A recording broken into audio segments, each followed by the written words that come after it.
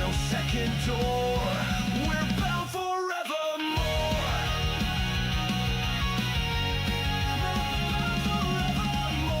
One step, all in. One spark, begin. No gods, just kin. This war we win. Final double down.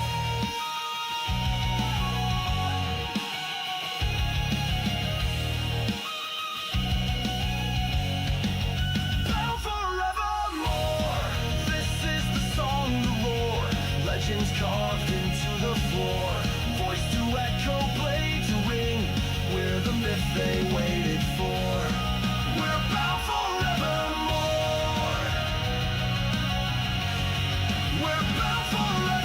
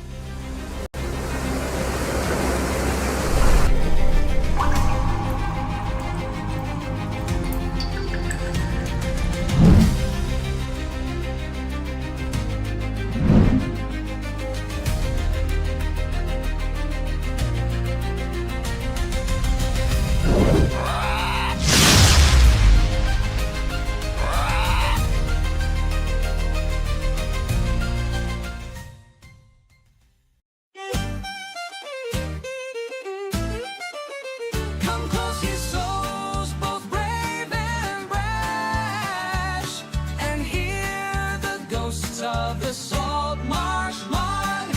Fog rolls deep on the haunted tide. The Saltmarsh calls, no place to hide.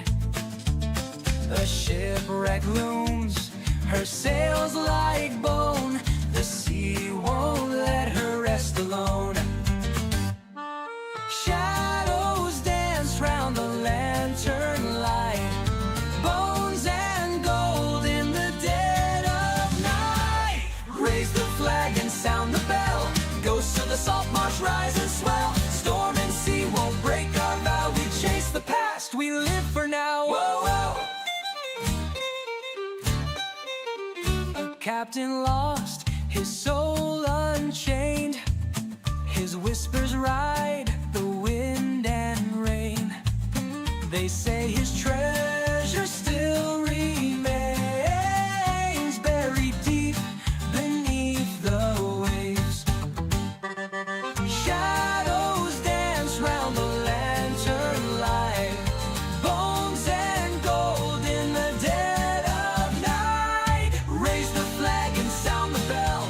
Ghosts of the Saltmarsh rise and swell. Storm and sea won't break our vow. We chase the past, we live for now. Whoa, whoa.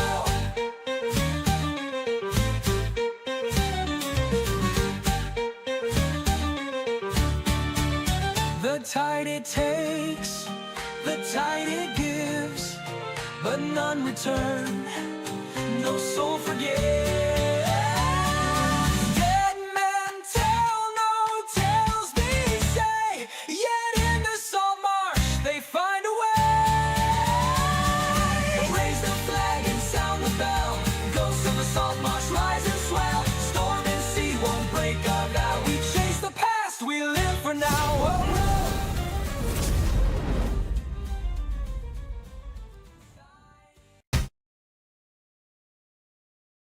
To Stronghold Gaming, everybody. We got a bit of a break on this channel due to some personal circumstances. However, we are now back and we're ready to roll some dice and hopefully not leave it on the cliffhanger that we did last time.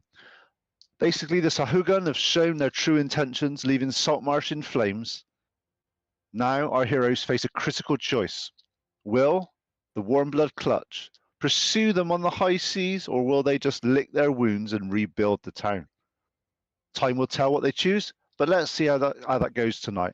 First of all, introductions. I'm Pete, I'm the DM tonight, and I'm just going to pass it on to each of the players just so they can give a bit of an introduction to their characters, because we've been away for a few weeks, and anything they need to do on socials or anything like that, they can do at the same time. So first of all, just going to pass you over to Tim. Bonjour, je m'appelle Antoine. Sorry. I'll be playing Antoine the Sorcerer, fresh out of level 6. Can't wait to counterspell and ruin some DM hopes and dreams. This is fantastic. Yeah, see, Sam gets me. Been wanting to do that for a while.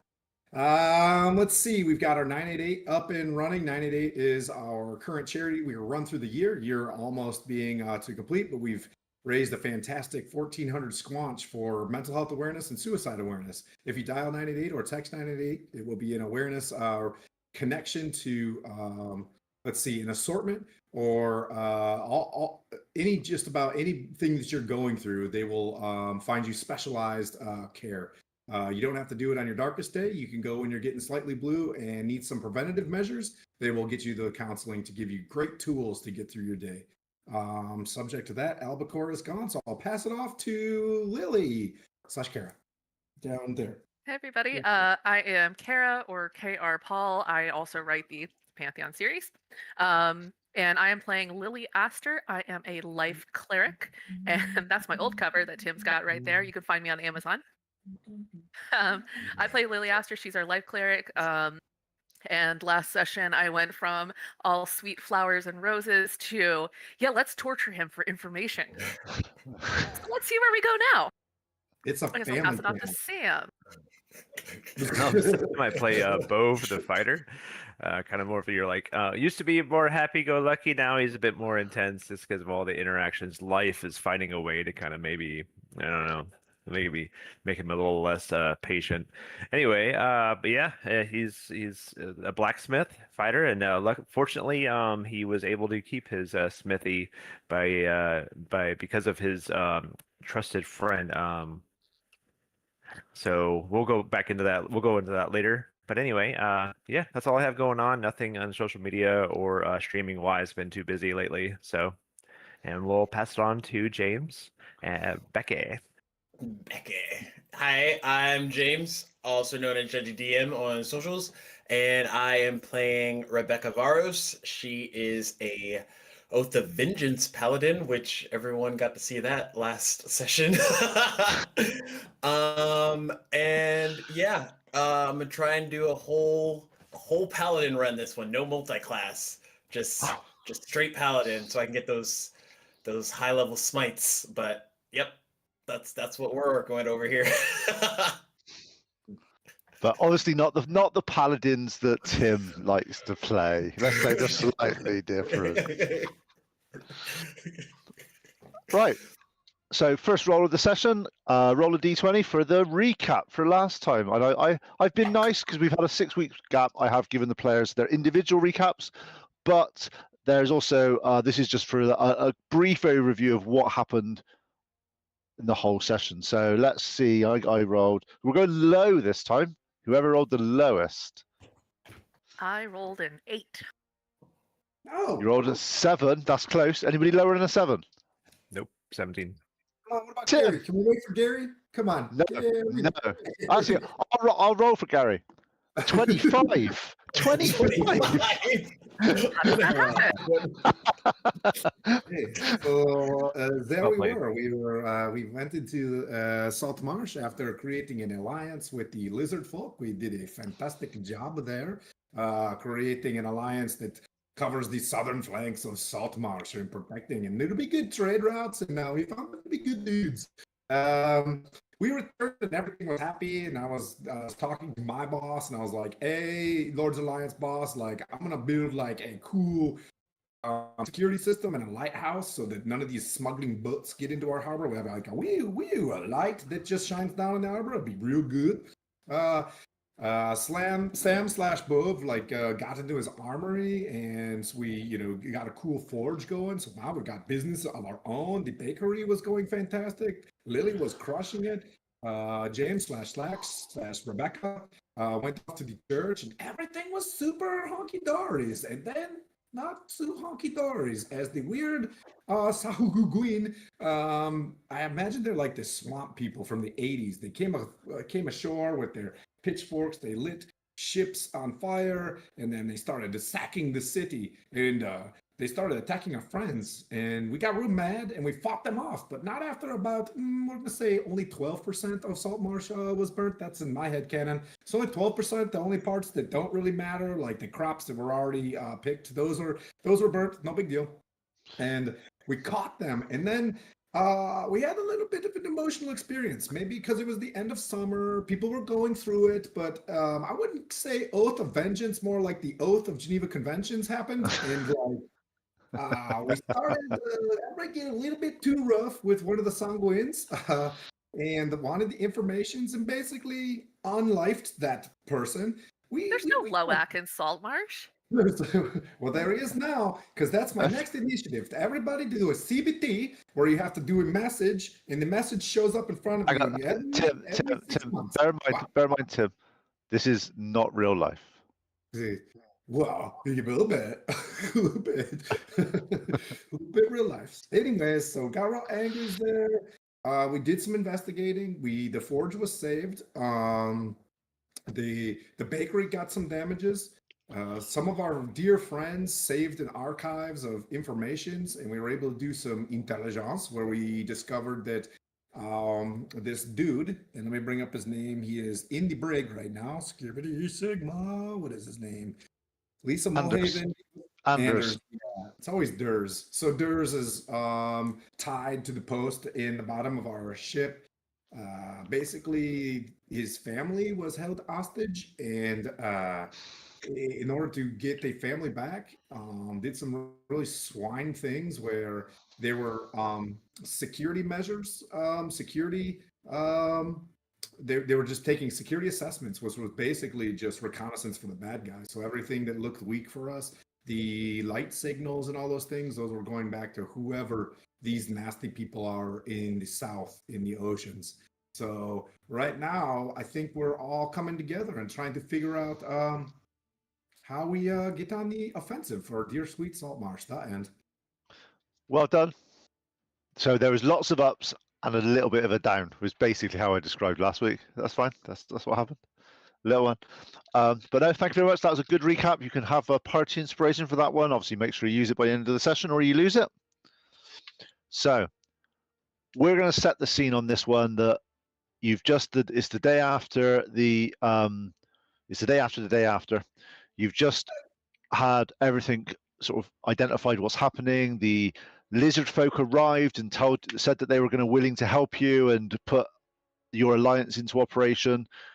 Just as you said, Anders now is is in irons under your in your ship. So, following day. Lizards, my bad. They did show up. Yeah, Yep. that's fine. That's fine. The sun rises over Saltmarsh, painting the damaged harbour in shades of rose and gold. Smoke still drifts from various smouldering bridges and buildings, and the sound of hammers or on wood echo across the town as repairs begin. You've perhaps had a few hours of pitiful sleep, haunted by the faces of those you didn't save and the knowledge of what's still to come. A runner arrives with a message onto the boat, sealed with the Lord's Alliance insignia, the wax still warm. Whoever sent this did so before dawn. As you open the message, Anton, it reads, "The council convenes at the Mariners Guildhall within the hour. Your presence is required. Eleander Fireborn." Good message. It's a morning for you guys. What do you wish to do?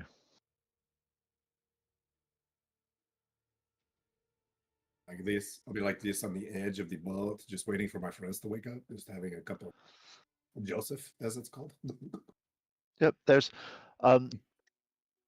breakfast. Janice has brought some freshly baked rolls from the bakery that's just managed to get a few things going. and you are given some sort of refreshments on that there to ready to keep you going. But it's obviously up to you guys what you want to do. So I'll go around each of you and ask. So Bo first, what do you guys want to do this morning? Is you've been told that the guild hall within the hour, but obviously you have an hour, or you can just go there now. It's your choice. The guild hall, you said, so already. Yeah, Mariners Guild Hall, donate because them. the town So- hall was destroyed in the Yeah. attack. So before that, just to make, I just want to assess the party, see how everyone's doing, like physically and emotionally. Just be like, all right, because gotta get us strong first before we can go out and communicate. Just make sure everyone's doing well. Okay. So Is there go to anyone? the party. Is there anyone you specifically want to check on, or do you just want to go, or just want to have a little look round? First, because it was so intense, I'll go to Rebecca and see how she's doing. Because I know the last time we had discussed face to face, we're face to face. It was it was kind of a contentious, right? so Just a little bit. it's a little bit to check on her. I know, and I would say like, but Rebecca, I know this was tough for you, and again, I know Lily went to talk to you about it, but I haven't talked to you yet. I still believe it's important. I believe what we did was right. I won't do that again for you because I knew it was tough. I know we needed it, but at the same time, like there is a cost. So I want to respect what you do and what you're about. I want to support you as you support me as we're fighting. You have my back, I have yours. So that won't happen again. I appreciate that, Bove. Yesterday was tough for a lot of us. But hopefully we'll be able to get to the bottom of this and we won't have to go through that again, at least not in that way. I mean, in hindsight, know that what y'all were doing wasn't in malice to me, but I don't know, it was just in that moment I couldn't think of anything else except killing that creature. I understand. Oh, side note, this is Sam talking. Did I give you the figurine that I made you yet? In D&D? Remember I made that figurine of the Rebecca of the armor of remember I was smithing it before the attack. I told you that. Did I give her that last session? I don't think you have. reckon I think there's things that happened that stopped that. That's what I thought. So sorry. So and because of this, so I thought I made this before the attack, but I think this is a good time to give to you. I pulled it out. It's a figurine, maybe about normal human size, not Bob size hand. Gives it to her. It's a figurine of it looks has your hair like your long hair, armored chest plate, and then it has at the bottom of it's looks like a fish, like I'm showing a mermaid, but it looks somewhat like you, the best I could get it. And I wanted to thank you for helping me save that chest back when we went on our last mission together. Because without you, I don't think I would have saved it because you secured it. So You made this? appreciate it. Yep, I made this for you. Thank you, Bove. You're welcome. Okay, I'll go to the next person then. Lily, is there anything you want to do this morning? Yep, she's gonna go check on her parents, her adoptive parents, Martha and Edwin, and just sort of see their whole home was destroyed. The shop was destroyed, even though the bakery's still good. So she wants to make sure that they're doing okay and recovering well. And then she'll probably come back to the ghost and just be ready for whatever's next. Okay, as you managed to track down where your mum and adoptive parents were staying, they've actually moved a couple of doors down and moved in with some friends whilst their house is a thing. There seems the community around that area has sort of really sort of brought in the people that have had destroyed, rather than leaving them or put them into communal areas and stuff. They've actually been brought into each people's homes. You recognise them as friends from you've known for several years, and they, how much they can be, they're in good spirits. You can actually give me an insight check.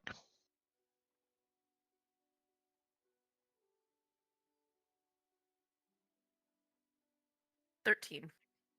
Yeah, with that, you do sense your adopted parents have always been quite calm, collect, and level-headed for as far as you know them. But you can feel like the anger, the resentment, the why us, what's happened, what's this done this, why have they done this to Saltmarsh, and you can see whilst you're noticing this about your parents, you're really close to them. You are noticing that there are a few sort of breadcrumbs of other people having similar resentment, sort of, which is perfectly normal in this situation. Just that it is definitely bubbling. Okay. Okay, and Rebecca, after your conversation with Bove, is there anything you want to be doing this morning before the council chamber? I think she would just get ready and then kind of examine the amulet, the devout amulet that she has, but bring it up to Antoine on the top deck. Antoine, do you have a moment? Always. Good morning. Morning. I had a question. Have you ever seen anything similar or akin to this? And she'll kind of like take the amulet that's on like a long, just like simple chain and hand it over to him. Oh, so, there are many tokens in the sea. There are many gods that people revere. It seems a religious idol on the end. They maybe can I roll Arcana on this? Oh yeah, I'm the sorcerer. That's what he's. That's what he's roundabout way. Okay, sorry. I'm so stupid. All right. Cool. My second 7 of the day, but I'm pretty sure I've got a +7 against this. So what are you trying to get Anton to ascertain for you, Rebecca? What's your objective with this, just in case, so Anton can have some idea of what you're asking? Essentially to see where its magical properties derive from, like how is it powered or fueled or... Yeah. Okay. And the reason you're asking? Or are you just leaving that vague at the moment? It's your choice. I just want to know vague. What. She doesn't have any like exact idea of what she thinks it comes from, but she wants to see how common it is, I guess, is probably the better direction. It's okay. I can do this. I've got check this out. It's called Detect Magic. Whammy wham wham wazzle. And I do this. And it's does it glow with the Maestra's sauce? Does it have Maestra aura sauce on it? It definitely glows. It's a lady. Maestra's a lady. 2 seconds. Oh, yep. I'm just looking at one little thing. This one's got it. Where's my little notes for that one?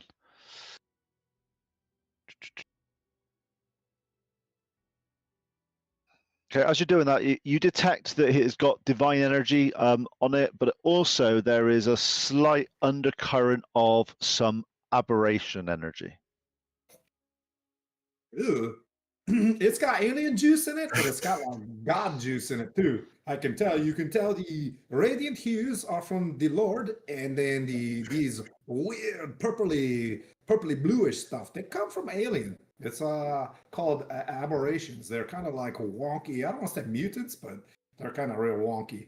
But looks like there's a juxtaposition of gods in this.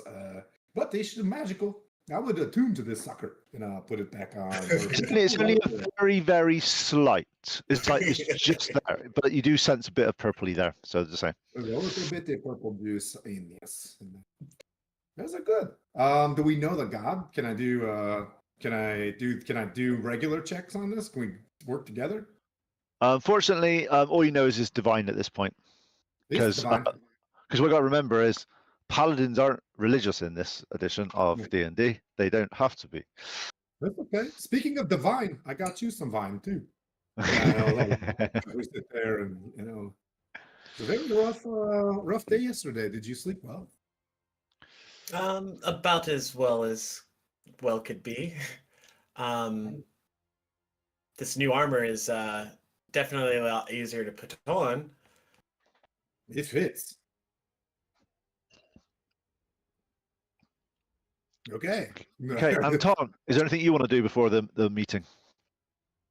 I'll stick to because of the stress yesterday, I will try to adhere to the standards of the Lord's Alliance. I will do my checks on the crew, giving out their daily duties, go down to the docks, check on everybody there, keep everybody busy and back on task and not, getting stuck in their heads. But I will go to Dock Lady and check on them and then do the archives and just basically check my normal the folks that keep the organization and structure of the town and just check in on them and then Yeah, everyone seems to be quite busy. They're doing stuff. They appreciate you coming and see them and actually making sure that they're all okay. There are sort of a few talks about. Actually, give me an insight check. It's D&D. Roll some dice. it's a drastic improvement for a 7 to a, let's see, what is this? A 10. Fantastic. Yeah, you're getting a feeling of sort of bubbling underneath the surface, a bit of, but not. You put it down to what's happened the past couple of days, and obviously there's a bit sort of people are like they're not very settled at the moment. There's a lot of resentment going around. Yeah, understood. We shall go on the offensive at once to everybody there. We are on to them. We have great intel. We will When you do that, you do see like flickers in their eye of like, damn right. Damn right. That's what we say in Saltmarsh. Okay. So as you head towards the rest of you head towards the Mariners Guildhall. As you enter the Mariners Guildhall chamber, it's a circular room with a high vaulted ceiling supported by ship's timber salvaged from other vessels. Porthole windows set in slanted morning light, illuminated dust notes that dance in the still air. The walls are lined with nautical charts, maritime flags from member towns of the Lord's Alliance, and mounted ships' wheels from famous captains. In the center stands a massive round table carved from a single enormous oak. You recognize this, that it was this was the council chambers sort of table. It's been slightly repaired, looking underneath, it's been put back together, but from a perspective that it's been put in this room, just to signify that this is where the council chamber is going to be held. This table seats 12, the full town council. Today, there's only 5. At the table, you've got Iliander Fireborn, who you know is the Lord's Alliance representative. He's sitting down, burn scars prominent on his arm and face. He hasn't slept. His eyes are bloodshot. To Aleander's left, you've got Captain Seraph, the Lizardfolk Alliance. Near the maps, you've got Kaladek. You then have Ida Oland, which is the traditionalist leader of the group, sat there, exhausted but with a determined expression. And then on the left, there is a junior officer, looks like some type of military scribe, nervously taking notes and keeps looking around the room. Maybe to be different this time, it's not the seats that are filled that capture your attention. It's the seats that are empty. Seat 1. You knew that this was Galen's seat. You know that that's not there. He's not there anymore, and what's happened to him is imprisoned. But was that rightly so now? After the revelations of Scarron and all those sort of things, you don't know at this point, but he is no longer in Saltmarsh. Next empty seat. Anders. Wow. Yeah, Anders. That's not sure what's happened on that one, but obviously Anton and Lily looked into that. Next seat, Manistrad, the dwarven crafted chair, lower than the others to accommodate her height, no longer with us. Harbour Master Lessa. There's a note that's when you look around, she's too busy sorting out the harbour to be dealing with council members and council stuff. Council member Sanballat. Injured, recovering from the assault. The last two, there's two, is Captain Wilson, who's one of the Navy Alliance captains, and Town Treasurer Derek, both missing, unfound, not found at the moment, bodies or anything. What was the last one? Sorry. Town Treasurer Derek Stormweather.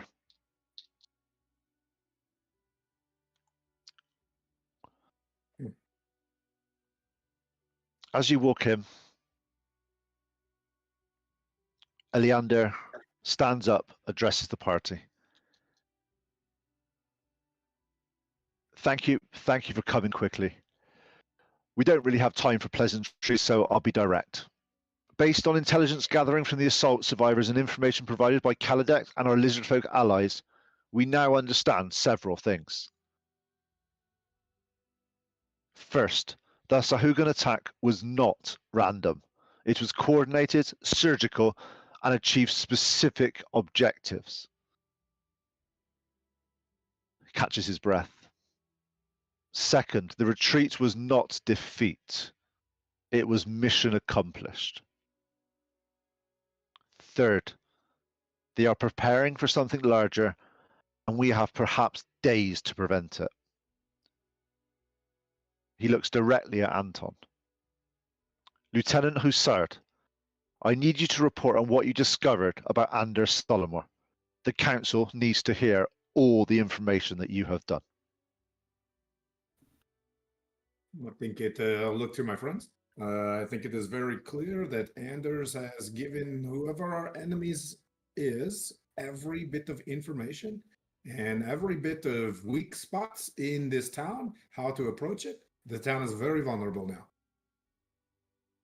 And so sorry to have to report that, but Anders gave them everything. As you say, Eleander is there shaking his head, and you see visibly the rest of the party, the rest of the council. Eleander gestures towards Captain Sarath.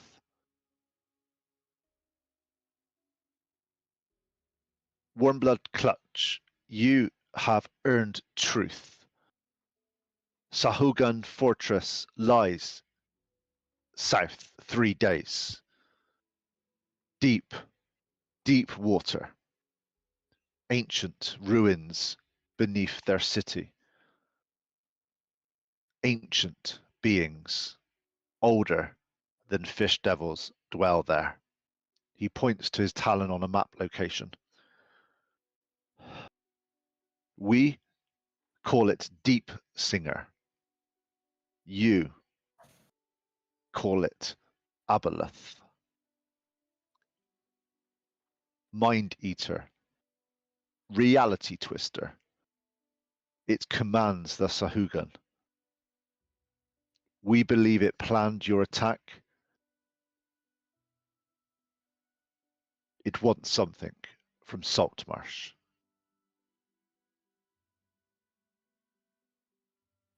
During this, he looks at Al. It wants the lure, wants the ward fragment, wants to break free.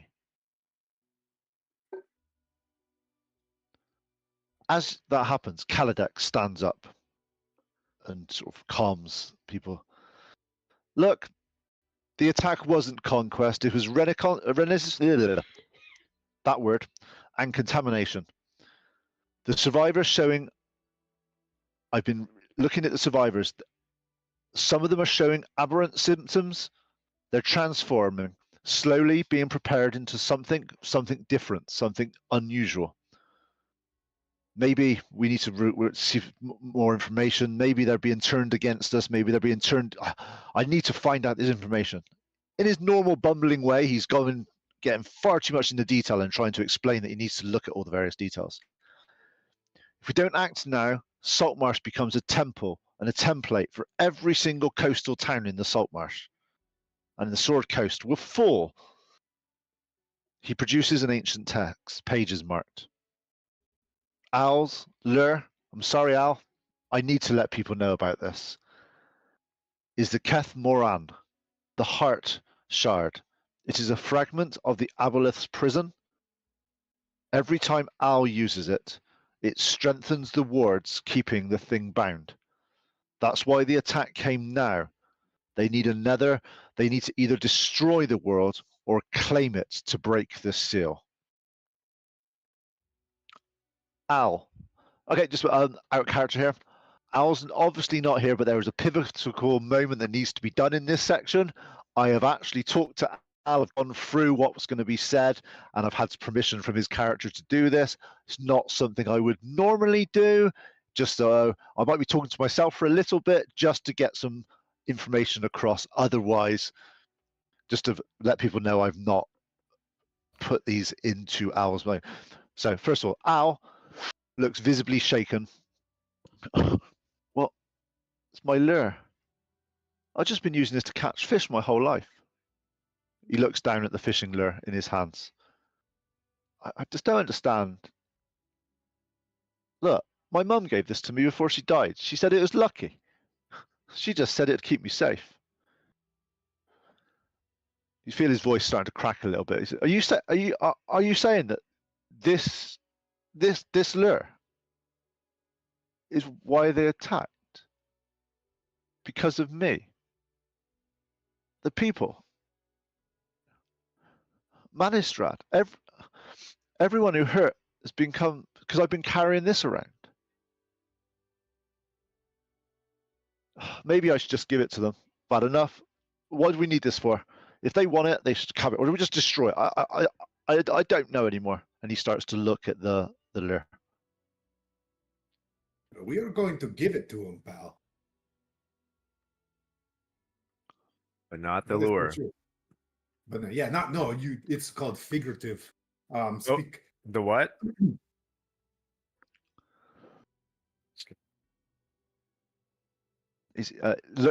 Al's looking a little bit distraught at the moment, to be honest. So, what do you guys want to say? Yeah.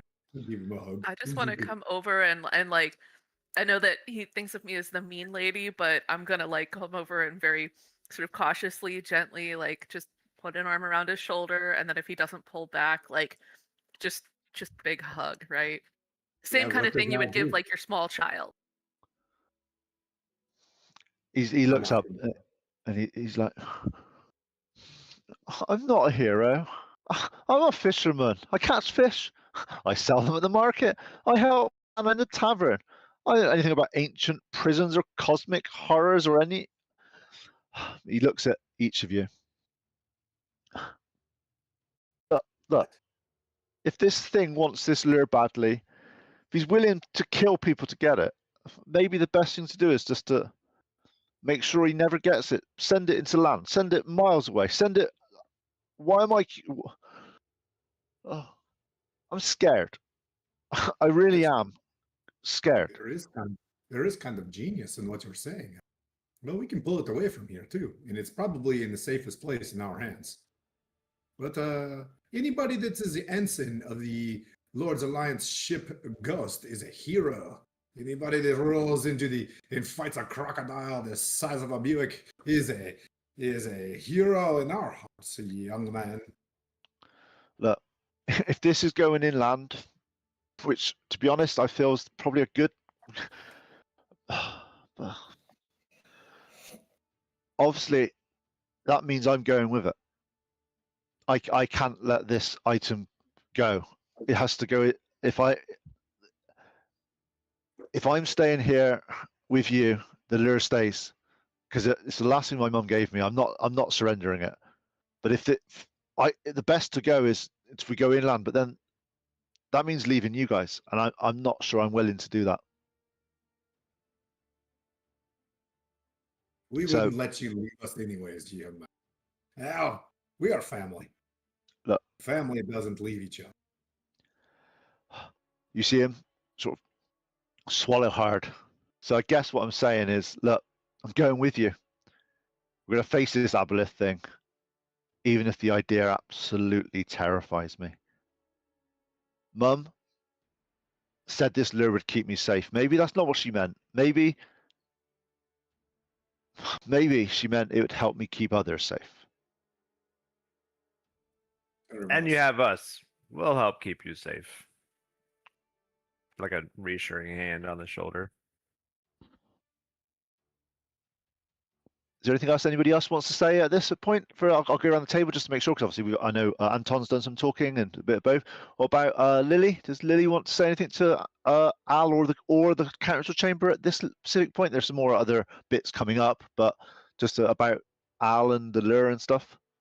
Not really anything that I would say. More just like I kind of keep a gentle hand on his shoulder, sort of like you're somewhere cross between a big sister, cool aunt kind of like vibe there, and just be like, it's okay, man. We're here with you. Okay, and Rebecca. I think Rebecca would just reassure Al. Let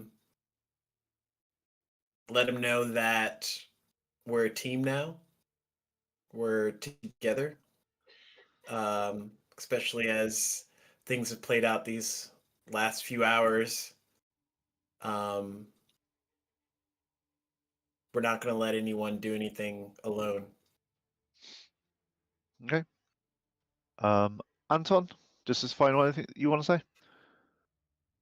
To the chamber, yes. I think it is our duty to take this lure as far as possible away from this location. You can leave it in our hands. And Captain the Lizard, Soul, starts with an S, the lizard folk, did he give us any soldiers to come with us? He hasn't got to. He goes, that'll be later on in the council chamber. You'll get onto that bit in a second. Just we'll deal with that in a second. Nope. Well, everything is good. Waiting. Okay. And anything for you, Bove? Is there anything that you want to say to add to your thing? Yeah, I just want to reassure him, but also, can I look up? Can we talk to the council chamber still? Can I talk to them? Yeah. That's what I mentioned about Manistrad, that she died defending, trying to prevent the theft of all of these. I'm sorry, I lost my train of thought. Basically, information on these ancient. Oh my gosh. I'm sorry. Yes, The ancient surveys and ancient knowledge and information about basically constructs and things that would help the cities, as well as we found out that it's not just our city they're attacking; it's all the coastal cities. So if we can send information off to them as well and warn them. Yep, I appreciate that, both. That'll be done. But let's just, as he says that, he sort of just proposes just a little section. Goes, Iliander, it's back to business now. Look, here's what we're proposing. He sort of beckons the lizard, Sarath, to come forward. A joint alliance, lizard folk strike force sails south at dawn tomorrow. The fleet creates a diversion, a full naval assault on the fortress's main gates, while Sahaguin forces are engaged there. He looks at the party. I hate to ask this, but you've proved, looking at what's happened and what you've achieved in the past month or so, that you are the best people here for this.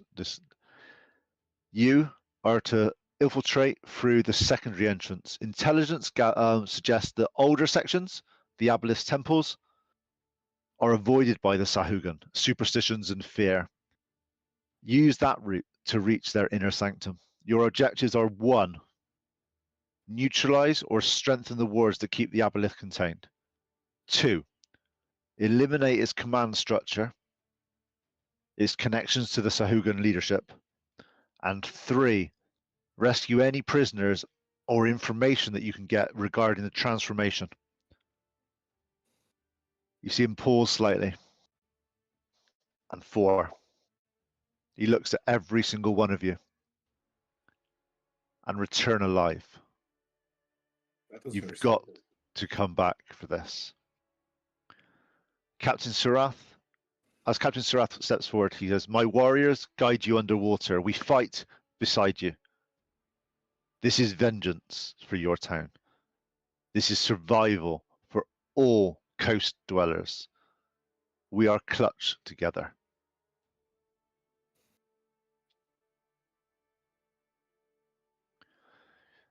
There's a map put out in front of you of various elements and various areas around. They're openly discussing things related to the maps, to the aboliths, to various things.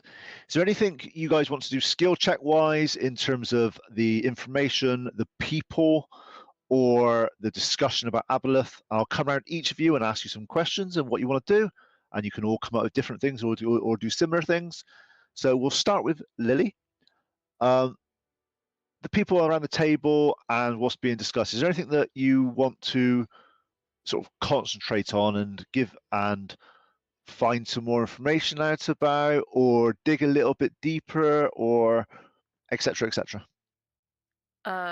For Eleander Fireborn, can I do a I guess probably an insight check to see Yep. if anything he's saying sounds like a lie? Yep, cool. Give me an insight check.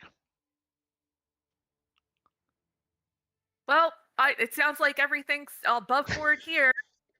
Looks Use good, guys. Yeah. Okay, so that's fine.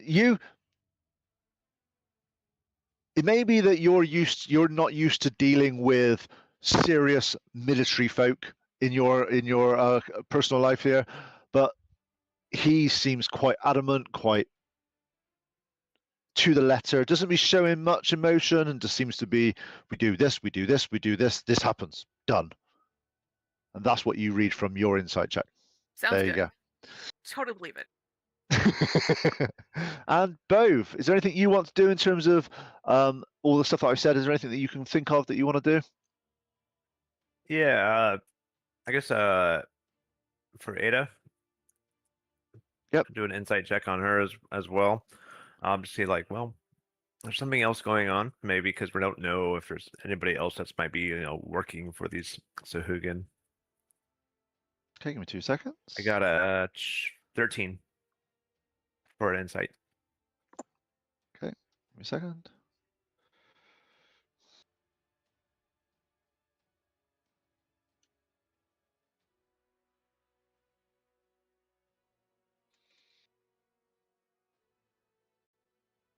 Okay, so as you start to look, Ada's give you a bit of descriptions, a bit more about her a minute. So, where's my list? There is.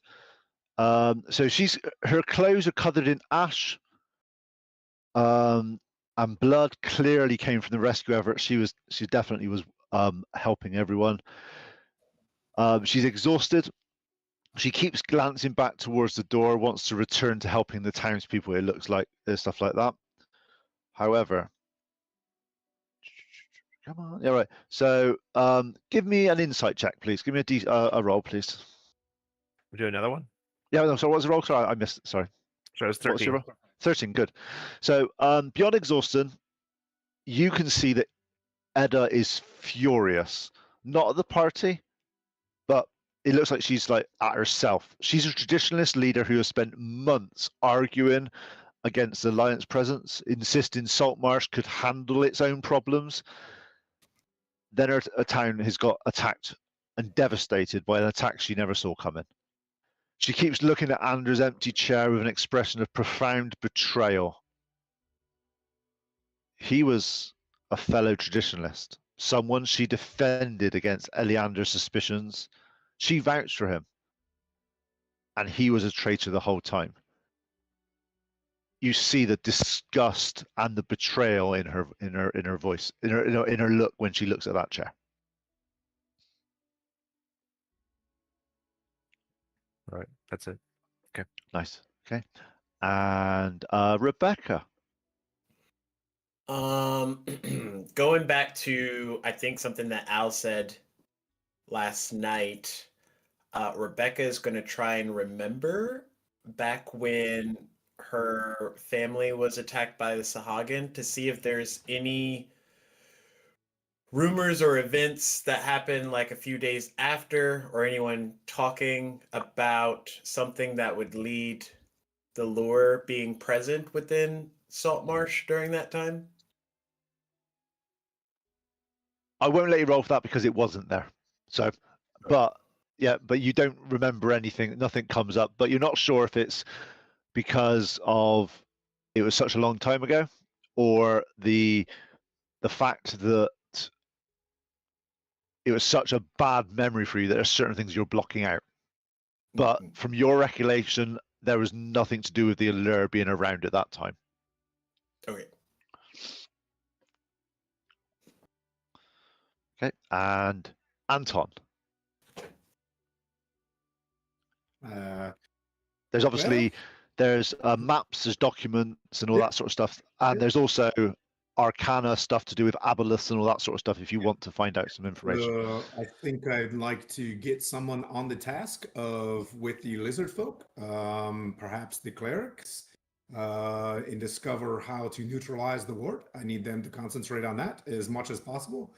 Neutralize the neutralize or strengthen wards that affect aboleths. I know jack about that, and I would like any sort of inklings on if there's a special mineral or something like that. Give me an arcana check, please. Come on, don't suck. All right, I think this is important if I have to use the inspiration. Okay, that's good. Arcana, that's a 19 because I'm a more of a charisma guy. I kind of cool my way into science, but this one. Okay, so you're going through. You're talking about to Kaladek and to other people in the room about aboleths and stuff. It's the first time you've heard the word. You recognize it, but it's something you need to insight. Aboleths are amongst the oldest sentient beings in existence. They predate most surface civilizations, and they possess immense, and I mean immense, psychic power. They can enslave minds permanently. What they have is they secrete mucus that transforms air breathers into water breathers over time, and the transformation is agonizing and most of the time fatal. It sometimes works, but there's a little chance. It's fine. However, their true weakness, you know from this, is that they cannot survive outside water that long, and ancient binding magic can contain them if the wards remain intact. But you would need to do some research with some actual tombs related to aboleths to find more information out of that. But from this, you like, whoa, this is cosmic level. This is level of, if something of this powerful and this ancient is behind these attacks. Yeah, it is like Saltmarsh, right? We don't have exactly, the best library of Alexandria here. Like, is there anything that we could bring along the boat I could read? You can talk to Kaladek and see what he's got there, and we can sort out maybe some there. But it's not going to be. It's only from his personal library. There is no actual library in Saltmarsh. Okay, and the next thing that I would do, so I'll be on that task for more, and then the next thing I'll do is like study the crap out of this map so that I know how to get to this place without a map. Okay. Like I need in that case, study it. Yep. Give me an investigation roll, please. You're not charisma in this one. This is work. This is not. I know. As a montage, studying maps. Gonna use inspiration for that one. Jeez. 10. Okay. You get the gist of the map. However, there are quite a lot of detail in the map related to architectural features, describe where it is and what it's going to be doing. You get the rough idea and you can rough out where things are, but you haven't got really the detail of some of those points up. I'm just not trying to be the main character. As last time I talked, I'm going to use like the rest of the night staring at this map until I figure it out. I would like to use. You can do that, role-playing. but you can do that, but you've still got a 10 on it. But I want to try again in the evening. Can we? You see, okay, guys, you see Anton going over it, and he's sort of head down, just brow, bit of sweat. Yeah. He's like, and then you see him sort of pick up a different piece of paper and start trying to draw the map out again. And let's just say, even from your just viewing over, he's not doing the best of job at remembering this map. Rebecca's gonna go over, put his hand on his shoulder. You know, we can just borrow this for a little bit and bring it back afterwards. That is true. Your wisdom and your beauty are so strong. And I take the map. I'll take this little piece with me and not get to the ship. Okay. Right. So Eleander turns to you. So I said this as if it's I apologize. I am used to dealing with military matters, and I know, Lieutenant, that you are under my command. However, the same cannot be said about the rest of you.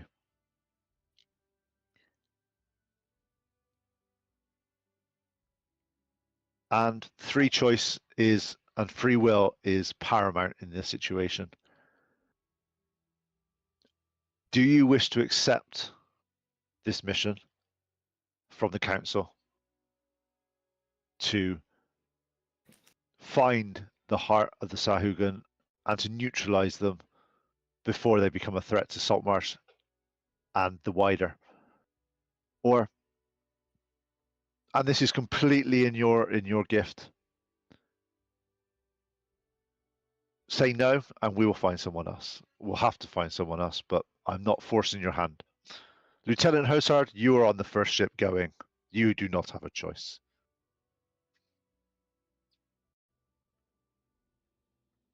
Turns to each of you. Lily, what will say to you? I'm going. Okay, Don't even have both. to ask. Oh, absolutely. Rebecca. No hesitation. Al sees that you are all doing this and he's like, well, I'm not leaving. So you've got me whether you like it or not. So Eleander says, is there anything that you need? Is there any more information you need? Is there any equipment? Is there any, what do you need? What more intelligence do we do? What can we do? Probably I'll some go- healing potions. Okay. So we'll go to Lily first. So, right. Right. So with So- the bakery, attacked, the apothecary business has been crushed. I would love to canvass the town and pull whatever healing potions we think we can get without risking the healing of the rest of the town after this attack.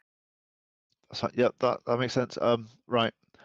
I've called out to the Alliance ships in harbour, and we are checking what's on them and bringing what we can aboard this afternoon. I will be able to report back once we have been able to collate all the various supplies. We're looking for healing potions. We are looking for anything that can hold air of any kind, because I'm not sure how you guys are dealing with that bit of the puzzle at the moment. We'll deal with that later. However, we'll deal with any equipment we can get. The mining company's engineers are providing waterproof explosive just in case you need to bring any collapsing any tunnels. And Lieutenant Hussein will realize that explosives on a boat are not the trifling thing that you don't really want to have, but it's your choice. They'll be available to you. Manistrad prepared a lot of this before, and you see him sort of right up. Yeah, Kaladek has also prepared some potential protective wards against mental domination. He's tried. These are tests. It's very hard to prove that these things work when you haven't got the source of this. And Lily, I will make sure the people are asked around town to see what is available to you and to see what we can find. I totally agree that you need to have the best of what's on offer to make this a success. Any Bove, is there anything that is there anything that we could do, or information, or anything that your concerns you have? I have these 7 pearls of water action that allow you to breathe, do things underwater for 2 to 4 hours.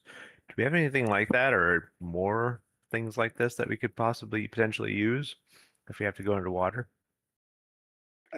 May I? I do have a spell that has got a very long.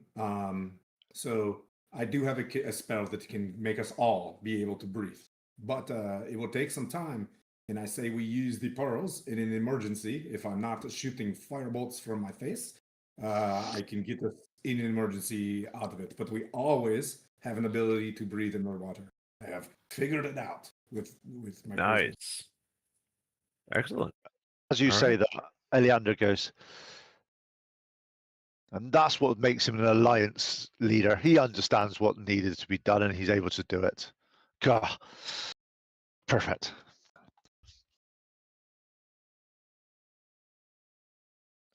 All right. That's it. Becky, is there anything you want to talk about to the council, or is there anything anything you're after, or anything information you need to do, etc., etc.? When Lily spoke about healing potions, would anyone present, party members included, know how to like craft healing potions?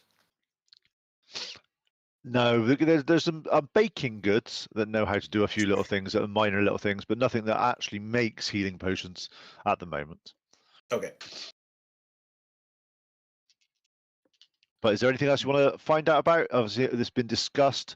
Is there anything that you need just to obviously go through what's been said from the council chamber? Is there anything that is like, oh, hang on a minute, I'm a bit confused about that, or a bit concerned about that I can clarify, or do anything like that? Just to make sure. Probably scrounge any like books or texts that give more information about Abelisks, kind of similar to how to defeat them, but like just what they are in general. Yeah, as I said, Kaladek's got a couple of books, but to be honest, the knowledge is quite thin, and it seems to be more in like legend than actual fact. And Anton. Okay, I've got a bit of a list. I roll up the map and I hand it to Rebecca, and I give a wink. We'll try that later. Let's see. We've got the explosives on board. We've got the pearls on board. Can I? And I look at the lizard folk. I need some muscle on the ship. If we're running these special operations for the Lord's Alliance, we will have to leave the ship, and I need to be certain that when I come back to it, I have a boat. So if we're all going down, well, go ahead. They said yes. The lizard folk flotilla will be joining you on this expedition to call. They're coming. They're coming with you. Yeah, they're coming with you. They're breaking off. There'll be a couple left on board for you, but the majority of it, they're causing a frontal assault to distract the Sahaguin to that, so you can actually get in. But they'll leave a couple of people on the boat on the Ghost for support if required. Okay, I would like to. Okay, let's see. Okay, we got the command, we got rescue prisoners, we got a crew, we got pearls of spells, older central psychic power. We got mind shields from Kaldak. We'll head to my Kaldax and see if I can get any more information on Abelisks. Okay, so as you start to Kaldak sort of like, look, most of my knowledge is being used for other things at the moment. Look, we're trying to talking to the temple clerics and talking to look, we're at a loss. A lesser restoration seems to slow the progression of the ailments that is on some of the survivors. Doesn't seem to reverse it. Look, All I know is if we defeat the Aboleth or sever the Aboleth, maybe the domination will break. If not, mercy is all we may be able to offer them. Very well. We'll be waiting on the awards and materials to maybe if you could just bring those aboard, I'll be on my way. Okay. As at the end of this, Iliander says, look, I'm not going to lie. I really am not going to lie. This is dangerous. This is probably the most dangerous thing I've ever asked anyone under my command or in my vicinities to do. You look, have faith in yourself. You've survived the assault. You've formed this lizard folk alliance from literally nowhere. Exposed conspiracy. If anyone can do this, it's you guys.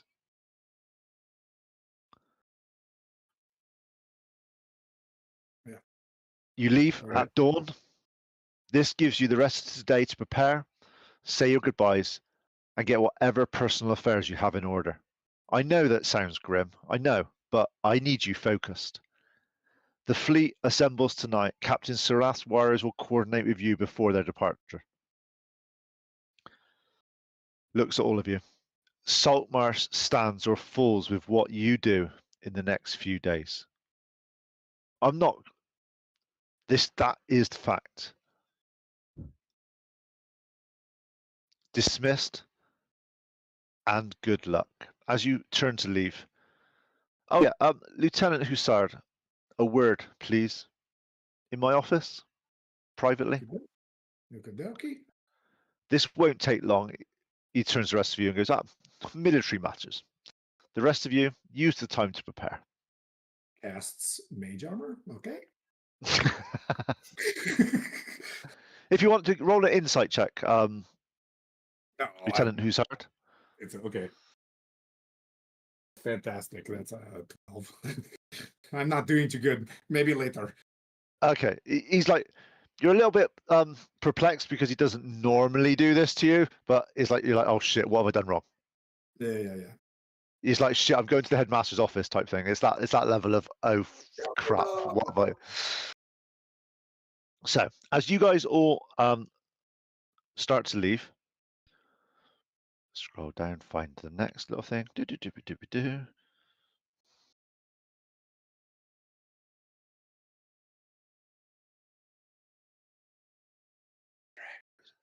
I just try to find it. My section. Where is my section for this? There's that one. And right, okay. So you're taken into Iliander's office. Iliander gestures to a chair. Sit. Let's drop the Okay. formality for a moment. I need to say some things as Iliander, not as your commanding officer. He pours 2 glasses of something amber. You recognize it as whiskey. Not sure if you're aware, but your father and I served together long before you were born.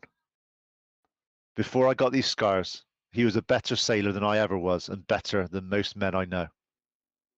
He slides the glass across to you. When he died, I promised myself I'd keep an eye on his kids, make sure the Alliance didn't chew them up and spit them out like it does to many good officers. He takes a drink, thought I'd failed when you ended up here, in this backwater assignment in the middle of nowhere. I was so wrong. You didn't end up here. You're exactly where you need to be. The intelligence you recovered from the Forge, current, and the work you did during the assault, and now this. You have exceeded every expectation I had of you. Your father would be proud. Hell, I'm proud. Tomorrow, you're not going as my subordinate, you're going as my equal. Alliance regulations be damned. This is a suicide mission by any conventional standards. But if anyone can pull it off, it's you and your companions. I'm giving you filled authority. If you encounter Alliance forces down there, they answer to you. If you need to make a command decision, make them. If you need to break protocols to complete this mission or save lives, break them. I will handle the paperwork.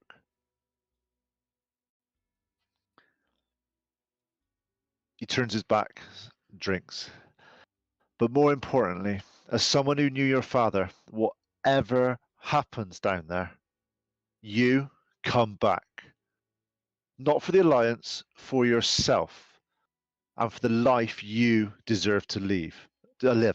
You understand? You understand the assignment?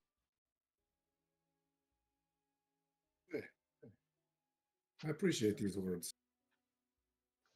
But most importantly, the Lord's Alliance is the diversity of my crew. My crew is the world that I live in. They will all return back into this happy little town that I've grown very fond of, actually. And I'm very proud of what you've done with it. But we will return.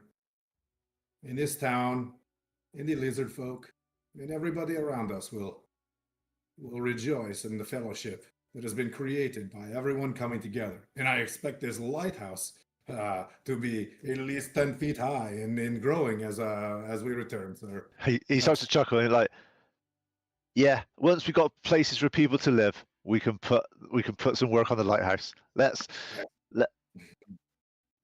just look. It's an honor to know you and for what you've achieved here. You have one of the most natural leadership styles I've seen. And that is rare. People follow you. Not just because you tell them what to do, because they actually see that you care. Carry on. If there's anything you wish to ask whilst I'm here, but we are kind of busy for the next few hours, but anything I can do for you, just please let me know, Anton. no questions, only service to the Lord's Alliance. And I will salute and depart. As you are leaving, he goes, Anton, one more thing. Your promotion is permanent, by the way, Lieutenant. Whatever happens, you come back or not, you died a lieutenant with full honours. I'd rather you came back and actually enjoy the pay rise, though. It is an honor. And walk out. Clippity clop clip. Step promotion. Step promotion. No testing to make lieutenant? Fantastic. You don't need it. Look, in wartime. Yeah. The intel save would have been terrible on that one. Okay, so Lily, is there anything you want to be looking at this afternoon? Okay, so big psychic powers transforms people into water breathers slowly and terribly. Lesser restoration can slow the effect, but it does not necessarily halt it. We don't think that there's anything and may have to just kill him. Yes? That's a good sum up of me being a nice friendly DM. Yes. Okay. I think I would like to go talk to Halidek. I want to see if between him and I and like my knowledge of herbs and baking and his knowledge of magic combined with mine can teach us anything else that might halt or slow that transformation. Okay, give me a second. Sorry, I'm probably throwing something at you didn't plan for. No, that's fine. That's I've got quite a lot of weird tangents because this could go literally anywhere.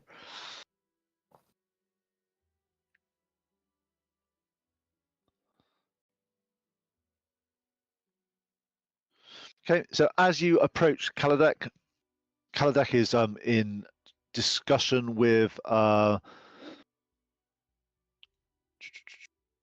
yep, so he's going for you. You start to ask him about any of the herbs, any remedies, anything you can do. He's like, look, to be honest, let's just go through this. I'm a wizard. You know this. I work with arcane forces. what's happening to these survivors is beyond my expertise. It's divine corruption, twisted in the very essence of what makes them human. Your the clerics, your herbs, your teas, your poultices, they're wonderful for wounds, sicknesses, and natural ailments, but this really isn't natural.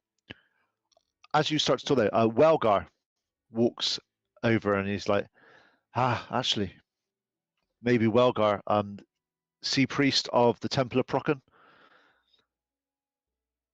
We've been working with him to work on the lesser restorations. Divine magic can suppress. But to be honest, even the high priest here, Welgar, is at a loss of what we can do from a clerical point of view until we're able to identify what's happening. Maybe I can channel divinity in some ways. Would that perhaps be helpful against this this divine corruption? Would it be able to turn the corruption back at least a little bit? maybe also I know Welgar sort of sits down and he's like, maybe we can strengthen the herbs that are used in your bakery and it can help offset it a bit. Maybe there's something we can do there. How much?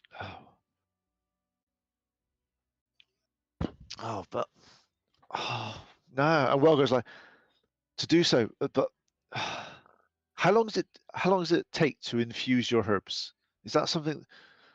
As you start to look at this, you know, to infuse herbs with any magical energy stuff, it will take several days of cultivating and dealing with it. He's like, Lily, that is a fantastic. Can you show me how to cultivate your? Maybe I can do this because we can't stop you going on this mission. You have an aim, but if you can come through with some of my adepts and show us how you have done your infusing, maybe your guidance can assist that a little bit more. That'd be probably be the best choice of action. Okay. Maybe, So I'll take the depths and alkalites and bring them back to, like I have my tubs of herbs and like my little potting thing, and I guess I'll show them how to do that. Nice. You spend the next couple of hours. Arcane medicine. You want to roll or just do it? Give me a medicine check, please, just to see how well you managed to portray that, sort of give that information to them. 26, because it's a nat 20. Yeah, these are going to be the smartest dudes ever. In fact, they're picking up things that you didn't even realize. They're just the joy of a teacher that's that good. You just managed to get that spark of just that knowledge across. As you are dealing with that, you go through all the various things. Part of this is you pop to the bakery and you pick up some of the herbs and stuff that you need and show. As you are there, the bakery smells of herbs, healing poultices, and more than bread. You see that Janus is in the back room, bandaged from her injuries that she had, and he said, Lily, they tell me you saved my life again. That's twice now. You've saved this bakery once from a terrible business sense, and now from the Sea Devils. I hear you're leaving. Going after those things that did this. I want to tell you not to go. I really do. You shouldn't. But look, I won't sit. I know you can handle it, but I'm not going to sit while the people here suffer. I'll keep the ovens warm. I'll make as much of these healing poultices as you show me as I can possible. But I'll level with you, Janice. It's going to look iffy. I want you to know if I don't come back, the bakery is yours. You have to take the recipes and keep going with them. Find Edwin, find Martha, and I beg if you please help them find a space with you. Help them rebuild the apothecary shop. Find them a place to live. That's in return for the bakery that you will have if I don't come back. That's the one thing that I ask of you. Cesar swallows and like, look, you've given me a second chance at life, Lily. an actual living instead of just surviving. Whatever ever happens out there, you know that you've made a difference here to me, to this town. Lily's Bakery will stay Lily's Bakery whilst you're not here, and the goods will be continually. I used to hear it starts to but look, yeah, it'll be will be done. I will make sure that your adoptive parents are looked after as well. Thank you, and good luck and Godspeed with your mission. As you turn to leave, ECC goes, right. Also, that boy Al. Everyone keeps on saying he's quite important. He's always a bit of he's always good. You keep him safe, you hear? He seems like Of a good course. kid. He reminds me of my course, yes. nephew.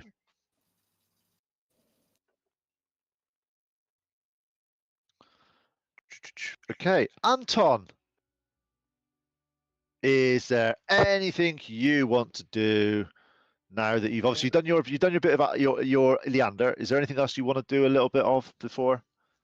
If I will try to send an invitation for everybody to eat at the snapping line just one last time before we go for the evening. We'll wrap it up, but I want to reach out to Rebecca before we leave. Just one personal matter is to see if the curse is still, if there's still a feeling kind of funky and under the weather, where we've got a little bit of time, and we discussed the lesser restorations and things like that. Is this something we could test on Rebecca's current ailment to make her all better?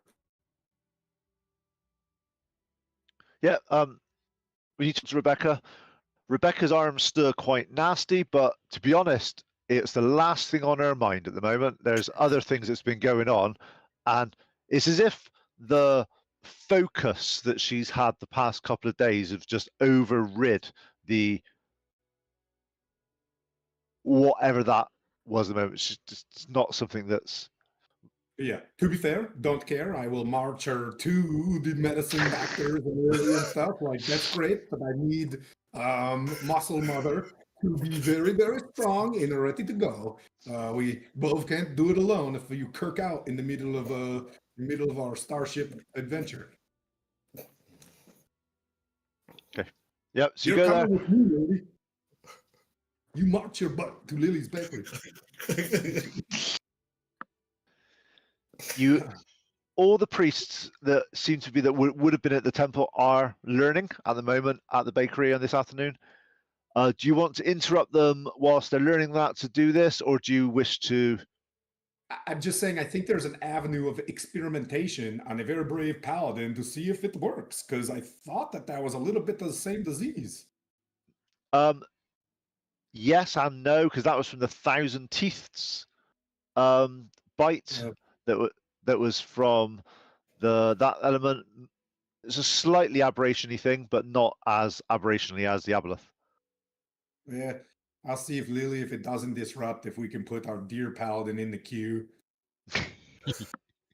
Yeah, sit there, head down. Fill out this, and I give a clipboard, and it's like, name, what service component are you in? Unfortunately, yeah, lots happening on that. So, yep. On that note, you are given some additional herbs and stuff, and there's been infused by Janus. They make you feel a bit better, but probably a little bit more happy pills at the moment, should I say? They're herbs. Looking at the chat, yes, they're herbs. Yes. See, I do read chat now and then. It's just it's here on a. It's really bugging. I have to look over it and do stuff. Okay, so Rebecca, whilst you are feeling sort of this way, you get Kaladek sort of is beckoning you over a little bit afterwards, and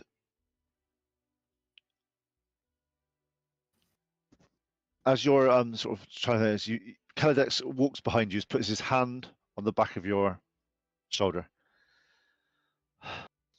Justice requires action, but wisdom guides the hand.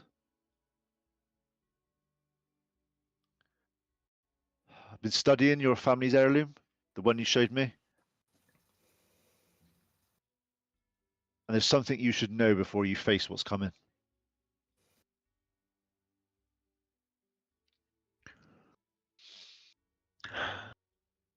Your heirloom and Owl's lure, they're connected. Both fragments of different words. Your family didn't treasure a simple keepsake. They were guardians, wardens, protectors of the blinding light that keeps things like the aboleth contained. He produced some notes and a few diagrams. When your family died at sea, I didn't think it was an accident. They were definitely targeted. The aboleth has been planning this for generations, it seems. It's been eliminating the ward keepers, gathering the fragments, and weakening the bindings. You see a look on Khaled that you've not really seen before. He's been really quite. He's very stern, but seems to actually be like concerned and caring. From what I found from researching the lure, this is just come up recently. You've been seeking justice for your family. Tomorrow, maybe you'll get it. That thing below, it's that's responsible for their deaths. For Al's parents,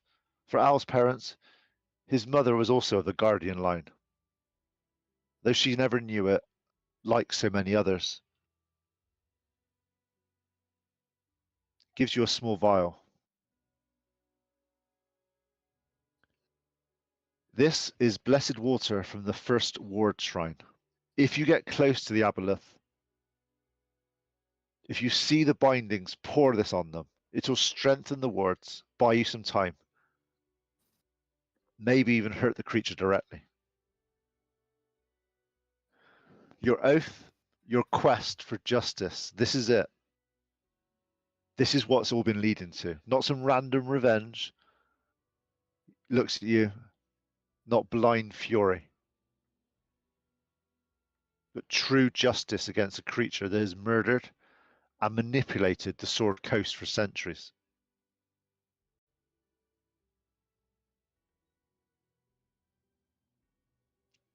He's waiting for you to. I think she'll take a moment to take all of that in.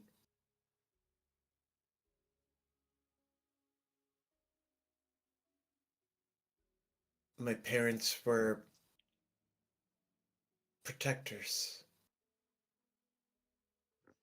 Al's mother, even.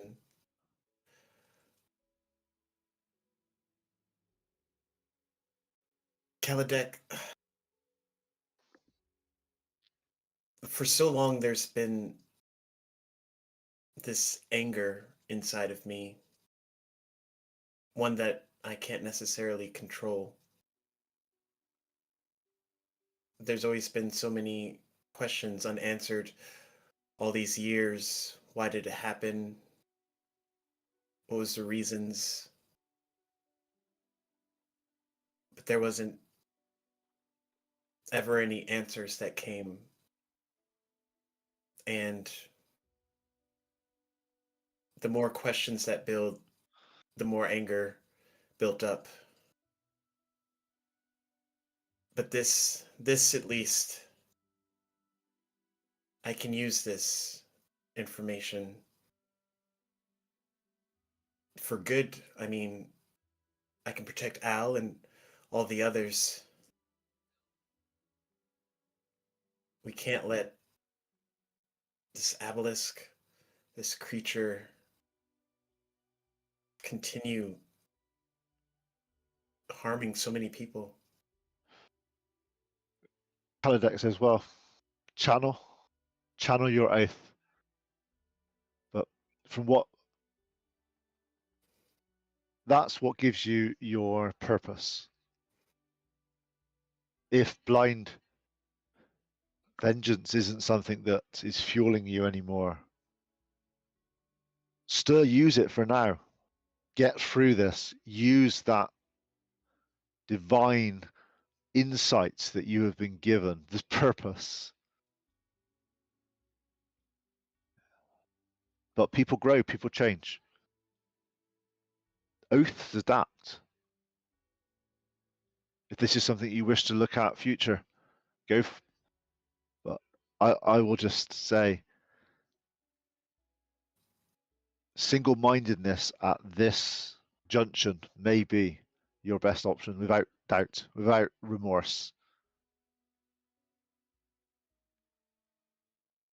But Rebecca, you've been like a daughter to me for years. Please come back. I cannot bear thinking of Saltmarsh without you. Be victorious. Rely on your friends. And look after Al.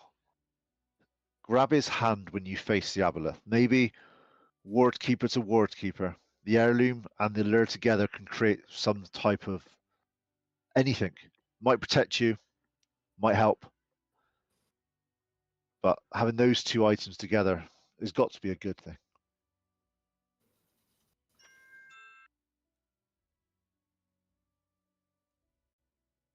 I will.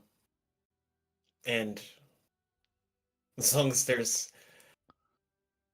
air in my lungs, Al will be safe.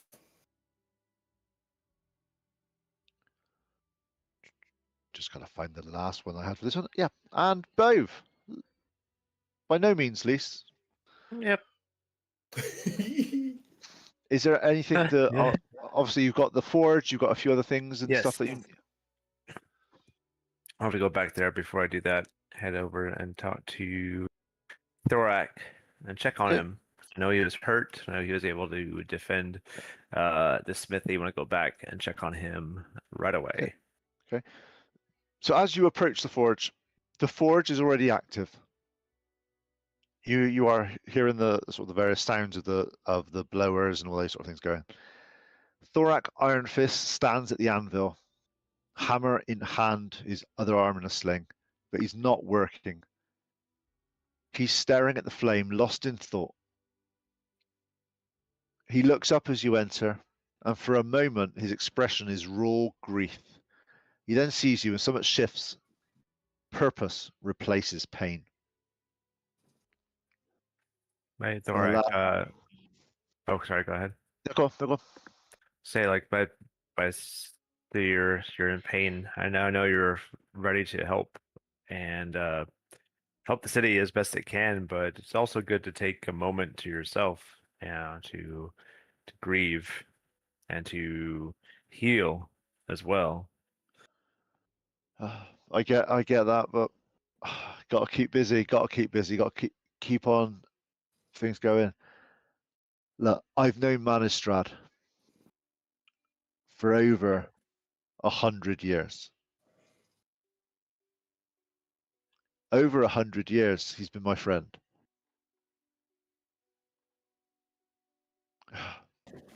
Manistrad once told me that she saw something in you.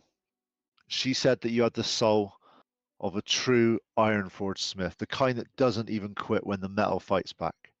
I thought she was being sentimental. Batty old lady. But no, she wasn't. He moves to a workbench, pulls out a wrapped bundle. Starts to unwrap them. These are yours, boy. Tools she commissioned for you before. She wanted you to have proper equipment for when you came back, and she said you earned it. In the bundle Already. are a set of masterwork smith tools with Manistrad emblem on one side and your mark on the other. Listen to me, lad. I hear you're shipping out tomorrow. Going down in those depths. It's God, you possible I got won't big, return, but I'm still have to try. Right. you got bigger balls than I have, mate. Bigger balls than I have. Why? But look, when anything goes down, Or just no sense. Yeah, I get that. Yeah. When it goes to hell, and it will go to hell, remember what she taught you? Ironforged iron doesn't break, it bends, it holds, it endures. You're Ironforged. Both, just endure it. Get through this. Come back stronger. I will, definitely. And I take this master tools. I'm just like taken aback and at a quiet moment, and I put them in my bag, so that I will honor what she has given me and what she as the opportunity for all of this. And I know I'm gone again, right? Not here to help you out. So, but when we do, this is for the long game, right? This is for the future of this town, future of what we do. When I come back, we definitely will help rebuild this town and make some of the best damn blacksmithing metalwork we have ever done, and we will honor Well, Manistrad. and also, as I said, come back alive, you hear. Someone's got to help me finish this, what you call it, steam drill thing that we were working on. Look, I can't do it without, I can't do it without her, and definitely not without you. But also, the steam drill thing. Could you tell me more about that real quick? well, it's from the Iron Force. Look, it's this was all these cogs that we were working on with the various things. Manistrad said something that you were able. Look, it makes no sense to me that this device can spin on its own and cut through metal. I don't. It makes no sense to me. I don't get it. But apparently, the schematics and the things you found, once we work on a few of the bits of the puzzle and get a few of the differentiators and the various things to work, yeah, apparently, look, without you, it's just fancy cogs. You're the brains here. Yep, sorry about that. I didn't mean to do that. I was just every time we talk about metalwork and machinery, I just get like takes my focus and moves it away from anything else. So I appreciate it. It's just how it is, and I can't wait to come back to do this. Also, apparently that's one of the rules. I have to come back alive, so I don't think we have a choice. Yeah, you better do, because look, it's not going to work without you. We need it here. As you start to leave, he said, like, both. Also, give those fish devils hell for Manistrad. I'm gonna fist them all as hard as I can, Thorak. You can't just hand me a And I pull like my glove, my spiked glove, fist. Do it for you. Like serious deadpan face says it that way, and puts it back. Nice. You're meeting back at where did you want everyone to meet, Anton? At the snapping line. Okay. So the snapping line, it's a little bit more dilapidated than it has been, to be honest. But as you get there, Al is there, sort of talking to Hannah. Right. Anna, I will prepare a meal from our squalor salary that the dungeon master pays us. I will give a few coins to lay out a nice meal of bread As you and start mutton. to get the money out, Hannah goes, "The hell do you think you're paying for? What do you want?" One last meal ashore for our friends, if we can get a. What do you mean? What do you mean? What do you mean? Last meal? Just a meal? Before You're we- coming back. I told you this before. There's no last meals here. Semantics. I have a special request. If I could get a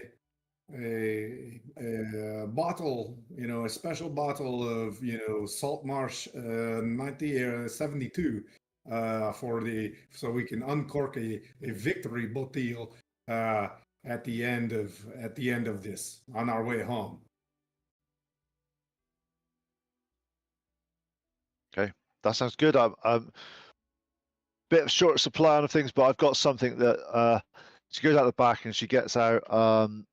It's a half-drank bottle of whiskey, but you recognise it as it's pretty good quality. And she brings it back and she's like, "From my personal stock." Oh, Baldur's Gate. Very good. Make a good whiskey. All right, I'll put that aside and help prepare the meal. Okay. For my buddies. I think the meal's prepared. You've got drinks. You sit around the table. What do you guys wish to do?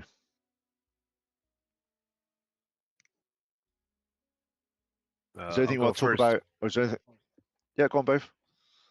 I'm gonna, since they're providing, and I know they have a meal to share, but this is my last meal on land for a bit. I want to stuff my face, my belly.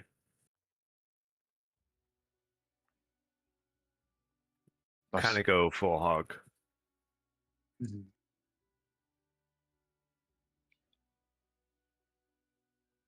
Okay. Is there anything else anybody else wants to do on some things?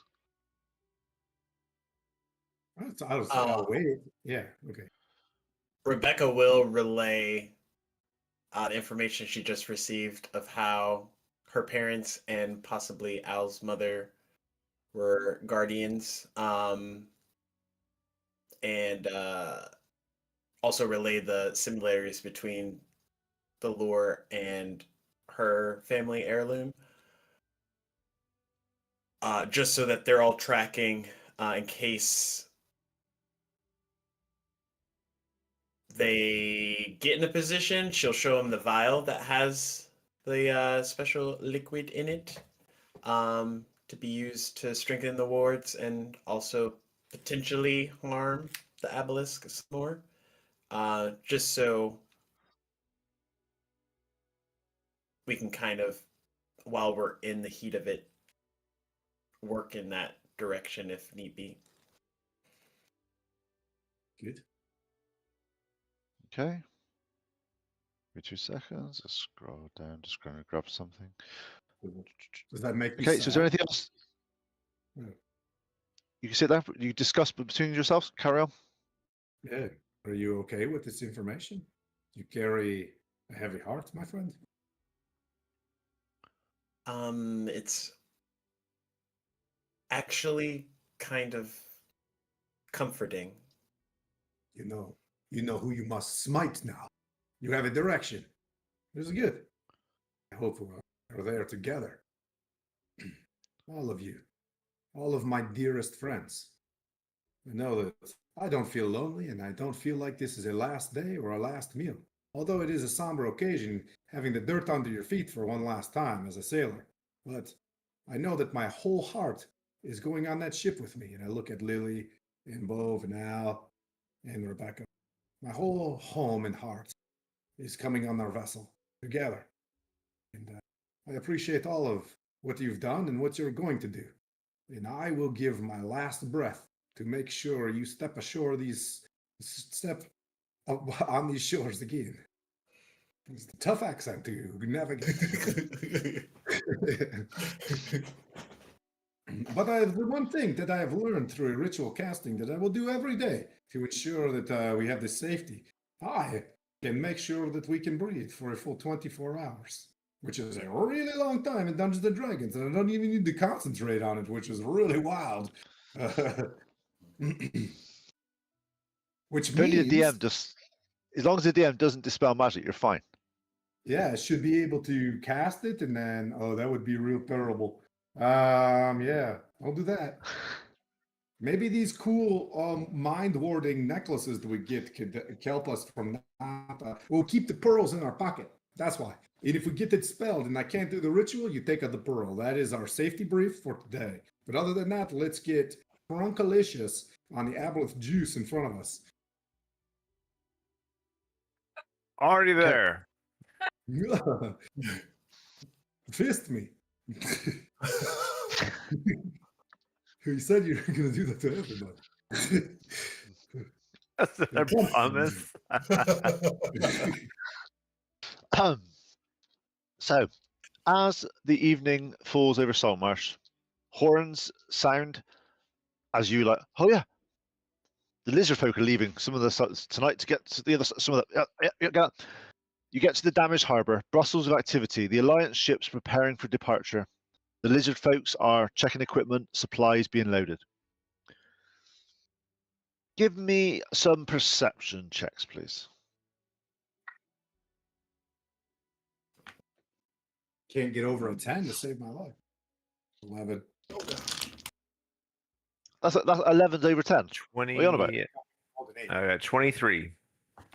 Nice. 15. 6. Nice. Damn, bro. Even nicer. Okay. Anyone that's got above 15, which I think is supposed to be there, is you notice the Iliander's coordinating the last minute logistics. Keladek is giving something to each of the ship's captains. You recognize the Captain Saras warriors performing ritual preparations as they seem to do for these sort of things, and lookouts are scanning for threats.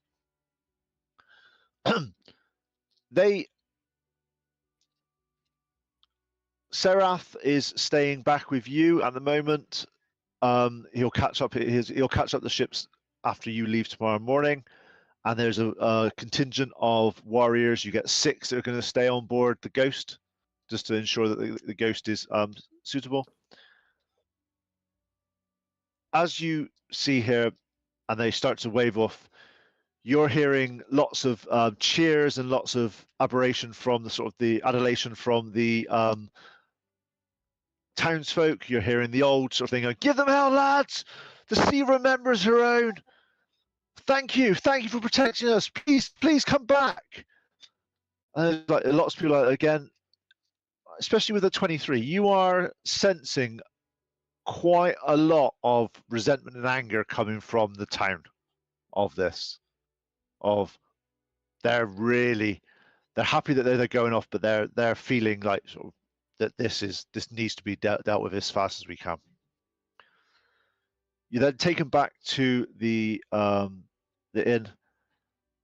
Hannah pours everybody one last drink, and she's like, "I'll see you off tomorrow morning, lads."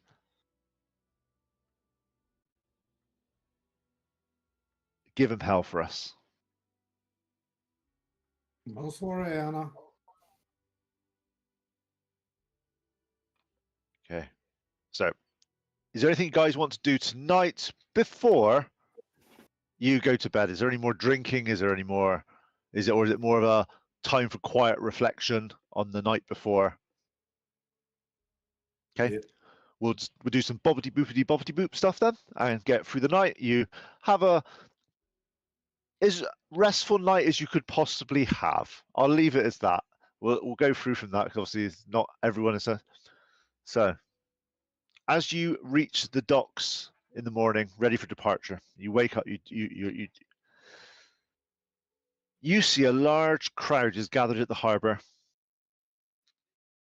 Have some perception checks from you, please.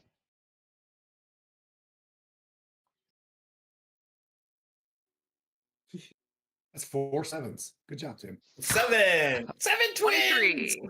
19. So what was that, Lily? Sorry. 23. It was not 20. Nice. So Lily and both, you're sensing something in this that they're not here to see you off.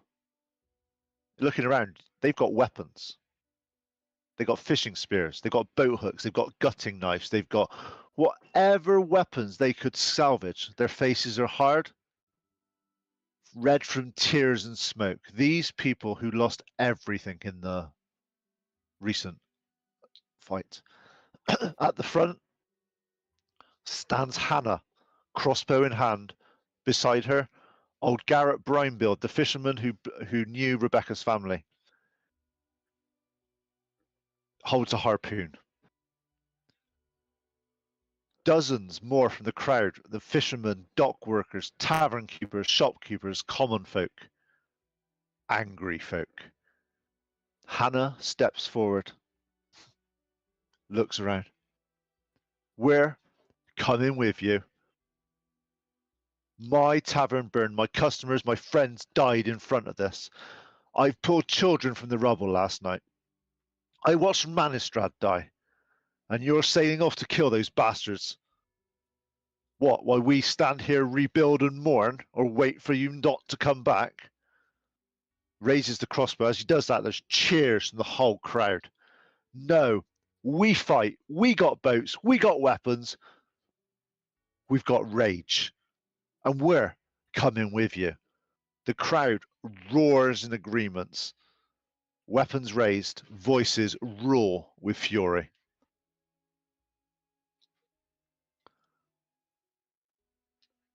Hey, do we have enough food on the So- go? You said you have boats? I'm all So like, Lily holds up one hand and she looks at Hannah. This is Hannah, I've known you almost my entire life, and I don't doubt the size of the fight in your heart, but you have to stay. You have to rebuild the town. And yes, I know it pains you. It pains you because that fury, you know, like I know that pain of loss and what happens when you have lost everything and you have to rebuild. But I beg of you, I can't lose anyone else. I can't stand the thought of any more loss. Please, I beg of you, stay. Rebuild the town so that when we come back, there's something to come back to. If you come with us, it's a suicide mission and Saltmarsh ceases to exist. Please, as we go off, stay here and let us know that if we come back, there's something to come back to. As you're saying that, you're hearing chants of, they killed our families! They took our livelihoods! Saltmarsh fights for Saltmarsh! But we are Saltmarsh and we fight for you. We Please, fight together. We're strong. But Together, I can't we are face strong. the loss of you. I'm not arguing this. I'm just making sure I have enough food on board. yeah, like you said you had your own boats and your own food and supplies to take you. Well, we have everything. Look, and you see that you look out on the docks and you see every sizable fishing craft has been loaded up with everything they could possibly have on it. Eliander stands up, starts pushing through the crowd. Look, I understand your anger, your grief, your need for justice, but this isn't a raid on some pirate cove. This is an assault on an underwater fortress controlled by some cosmic horror.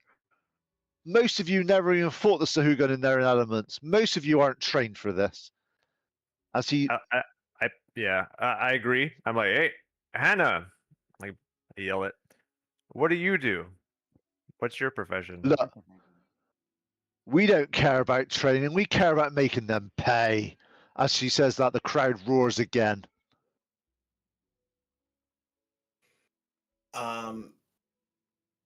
Rebecca's gonna take a moment and find some kind of like higher ground to speak to the crowd.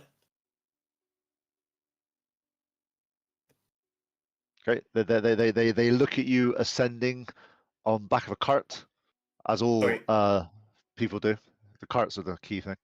Carts, always the carts. She'll say, "People of Saltmarsh, I am Rebecca Varos. You have known me since I was just a little girl here. My family has died to the Sahaguin. I have watched them be ripped apart to shreds. I cannot ask any of you to come with us, for I know that fate would befall each and every one of you. Instead, stay here in Saltmarsh and leave this terrible deed to us. I promise you, I will do everything in my power to ensure they pay. Give me your Can I have a vengeance." can I have a persuasion roll from you, please, Mrs. Paladin? Sorry. Does Got a Lily plus get the 6 for help? that. Help? Guidance, maybe? I don't know. Oh, okay. Finally got above a 23? 7. Dang. Yo. 23. Okay, as you know, it's like what? Hannah steps forward. What? After everything we've been through, she's looking at Rebecca and Lily and a lot of you. We stood by you when you needed help. After we opened our homes, our businesses, our hearts to you. You don't get to tell us that we don't fight for our own homes. We're here. I get your. You see her getting, and she's like,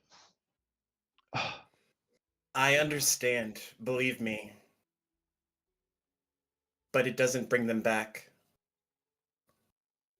And if all of you die at sea, Saltmarsh dies with you. I'm not a builder. I've trained my life to fight. But the people here are the best chance of bringing Saltmarsh back to its prime. We can rebuild. We can't rekindle the lives lost last night or the other night. But we can at least make their deaths mean something. And you all dying at the sea does not do them any justice. Their stories do not get told if you are at the bottom of the ocean. Remember that. Let them live through you. as you do that, with that role that you've got, you start to see realization kick in from what Lily said and from what you said, and Hannah takes a deep breath. Look, damn it, I know you're right. I hate it. I hate this, and I know you're right. If they fail, if you guys fall, we're Saltmarsh's last defense. We need to rebuild. We need to stay. It doesn't. It's not right. It doesn't feel right for this. And you see like the remorse in their faces. Can I have some insight checks from all of you, please? Jeez, come on, die. Trying to.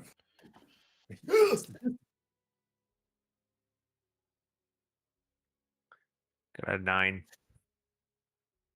23. 10. Right. Okay. Cool. So Total. with the 23, you purposely, you Hannah. She looks as if it's kind of like a survivor's guilt she has, that she should have saved more people. She's angry, she's bitter, she wants to balance the scales, but from your way you passionately said about things and the way that Rebecca got this across, she knows you're right, but she feels that she's letting everyone down by not doing this. And she's yeah. So what did you get again, both? Sorry.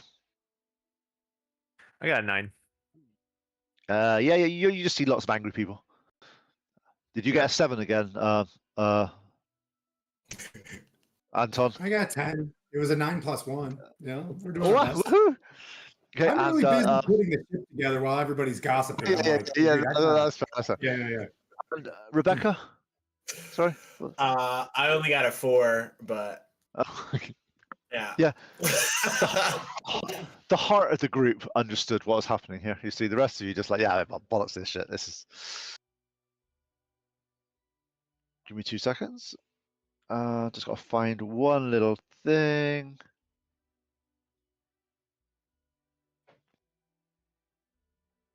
Okay. So you have managed to convince the militia that they are to stand down. Iliander sort of comes forward and says, "Is this your decision? Is this the Warmblood Clutch's decision for this?" I mean, I'll take like 2 dudes. I'm just kidding. Yes, we wish for you to stay. You've made the hard choice, the right choice, tactically. But Saltmarsh will remember this when they wanted to fight beside you. You did. Just make sure when you come back, there'll be probably some bridges to mend. But you've made the right decision. I'd rather mend bridges than have to speak at your funeral. That very wise words.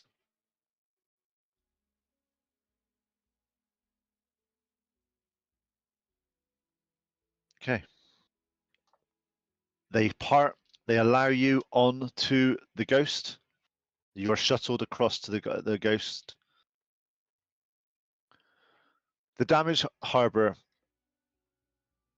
is eerily quiet as you are taken to the Ghost. Alliance ships creak against their moorings, lizardfolk vessels now more low in the waters, and the party ship, the Ghost, stands ready at the main pier. But it is the shore that draws the eye, the crowd that remains behind. They stand in a long, thin line at the dock, silent, armed, and watching. Behind them, you saw a Hannah at the front, crossbow hanging at her side, her jaw set, expression unreadable. She's not crying, not cheering, just watching. Her knuckles are white where she grips the dock railing. Behind them, dozens more dock workers, tavern workers, shopkeepers.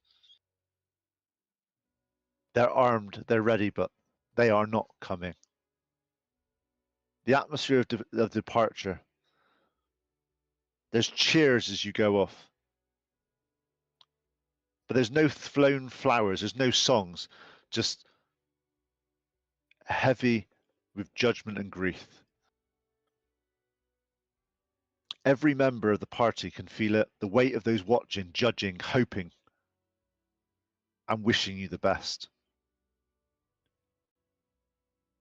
There are still some looks of, we should be going, we should be there with you. There's some resentment kicked in a bit, because there will be. That is life.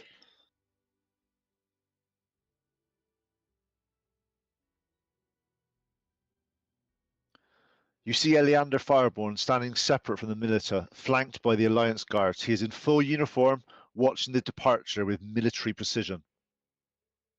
His eyes keep drifting to the armed townsfolk lining the shore.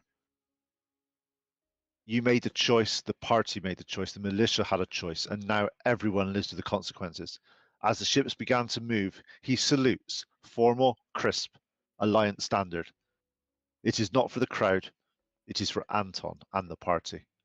A gesture that says, I support this decision, and I support you. Some of the militia notice the salute. Some turn away from Eleander. As your ship departs, the ropes are cast off, the sails unfurl, and the ship begins to move, pulled by the wind and tide away from the damaged harbour. The gap between the dock and the ship grows, 5 feet, 10 feet, 20 feet, the point of no return.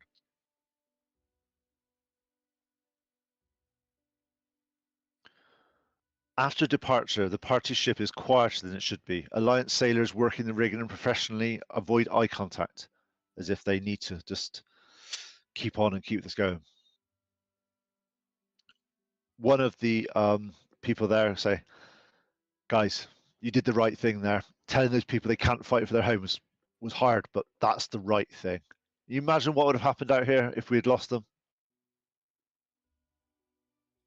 We know we would have lost them. Like, that would have been it for the town. Yeah. 3 days to the fortress. Let's use this time to make peace with the choice, peace with what we've got coming. Because when we get there, we need you focused. You can't fight cosmic horrors while second guessing yourself. And at that point, we'll take a break as you sail off into the ocean, ready to track Sail down. away, sail away, sail Emotional damage. We'll try not to second guess ourselves as we sail away. There's no emotional damage here. I don't know what you're talking about. Tyler's been 15 past, that'd be Sure. great. I need to sort out a few things. It's a quarter past the All hour. right, cool. Sweet. We'll see you in a bit.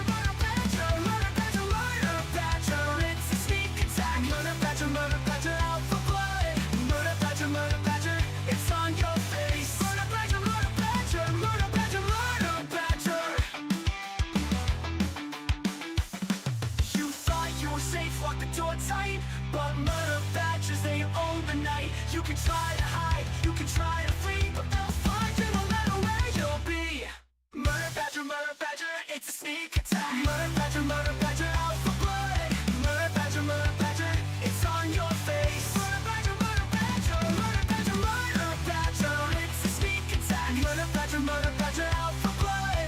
Murder badger, it's on your face. Murder badger, murder badger, murder badger, murder badger, murder badger, murder badger. They don't care, they don't share. Murder badger, everywhere they'll tear you bare. There.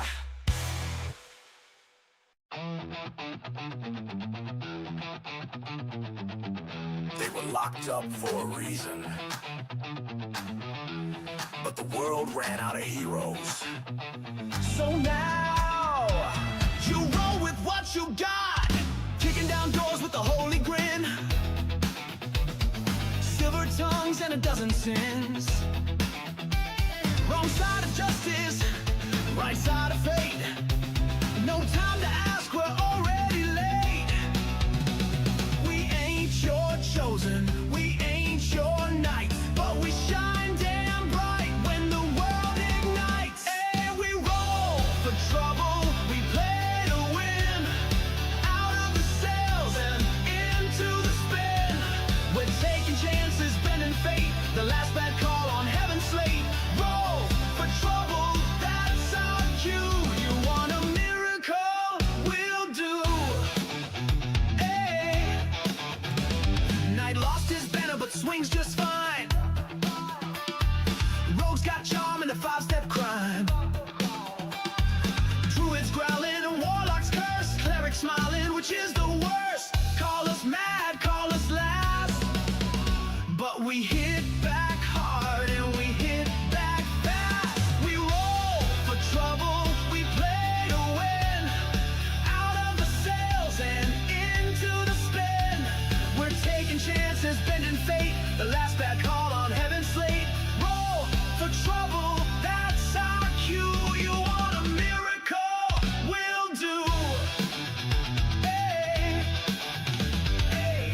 When the odds look bad, we raise the stakes. When the gods say no, we're the brakes. When the plan goes south, we smile wide. 'Cause no one rides like the ones denied. We roll for trouble, we play to win. Out of the sails and into the spin. We're taking chances, bending fate. The last bad call on heaven's slate.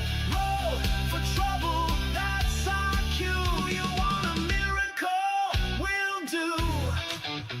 Hey. Dungeon born, maybe one or two, but fate don't ask where it found you. Roll for trouble.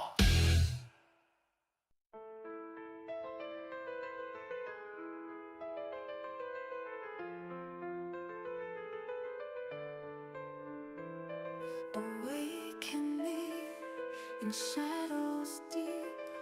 From endless night I rise and creep. The stolen soul, forever bound.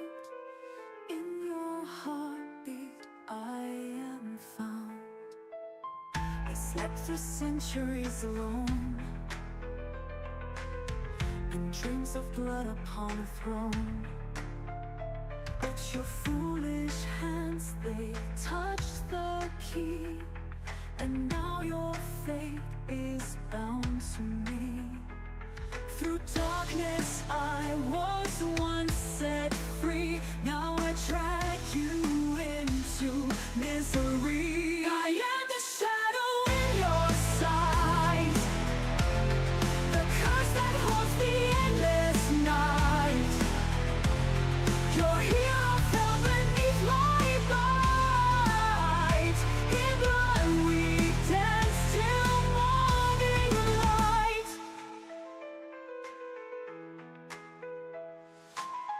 Your friend, your brother, now my own. A puppet on this cruel dark throne. The demon's hand, it pulls us all. I rise, I claim, I make you fall. From hell's deep pit, I stole his flame. Manuki gone, mere echoes of pain.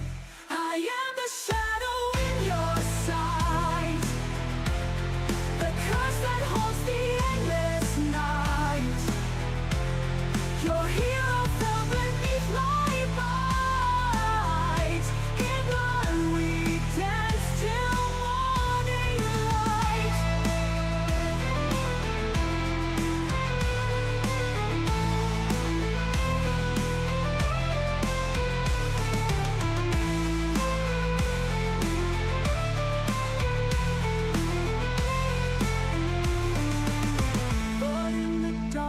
shadows sing.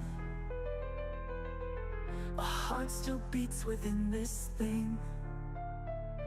I am the weapon, I am the blade, but long ago I was betrayed. Now cursed to walk this endless fight, no dawn to break this eternal night. I am the shadow in your sight, the curse that holds the endless night. Your hero fell beneath my bite. In blood we dance till morning light.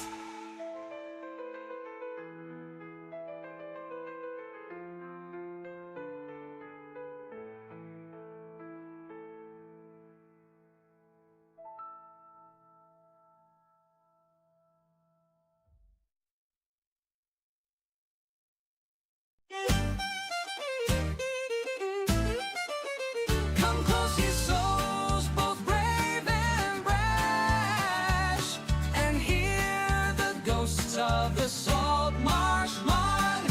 Fog rolls deep on the haunted tide. The Saltmarsh calls, no place to hide.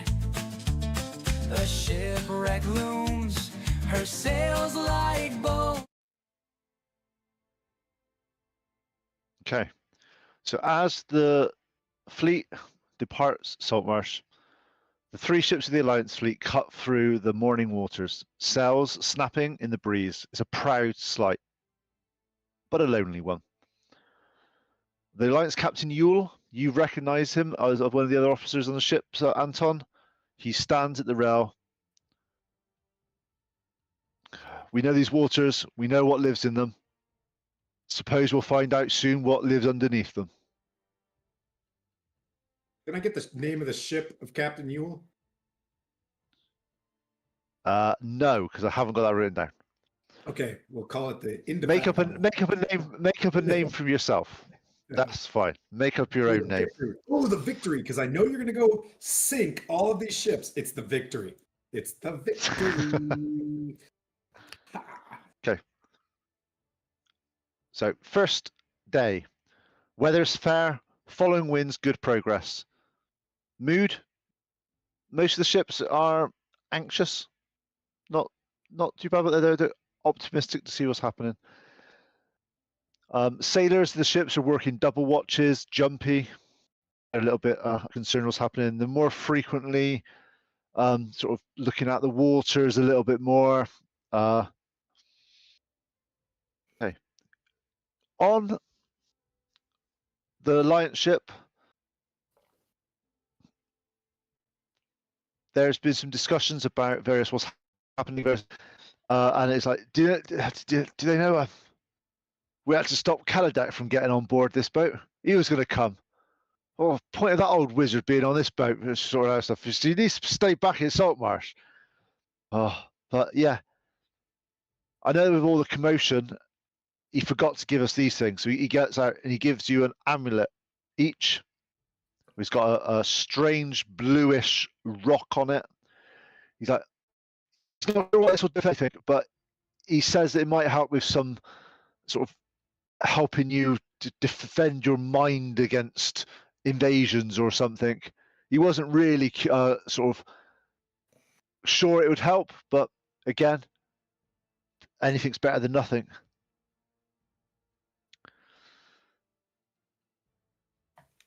It comes with a... It gives you a note from Kaladak, and it says on here, look, you're sailing in a domain that has had centuries to prepare its defences.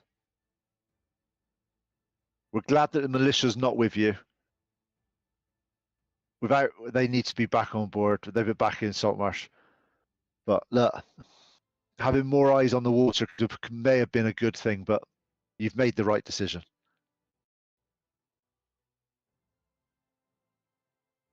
End of the first day. Nothing seems to be happening. It seems to be progressing quite nicely. Day 2.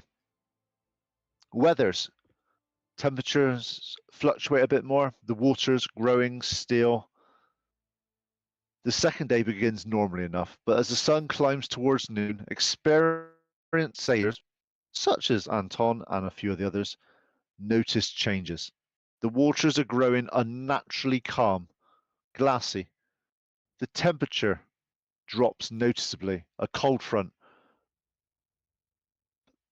This is the wrong time of the season for that. It's the wrong season. More concerning, the complete absence of sea life. No fish, no dolphins, no seabirds. The ocean feels dead. Captain Yule, this is wrong. These waters should be thick with bluefin this time of year. And where are the gulls? They follow ships like scraps for years. There's never ships around without gulls around. Wow. I don't know. That's just not. It's just not natural. I tell you, not natural. Is there anything you guys want to say or do, or Is Captain Yule like coming up Yeah. up to the side of the ghost? And yeah, this is unnatural. Yeah. Can will I cast do it. an Arcana check and look to see if I can see or sense anything that would cause this unnatural and out of season cold front? Yep, you do that one. And what were you going to say, Anton? Ritual water breathing for my friends. I will cast it on all 10 crew members of the ghost. 24. Nice.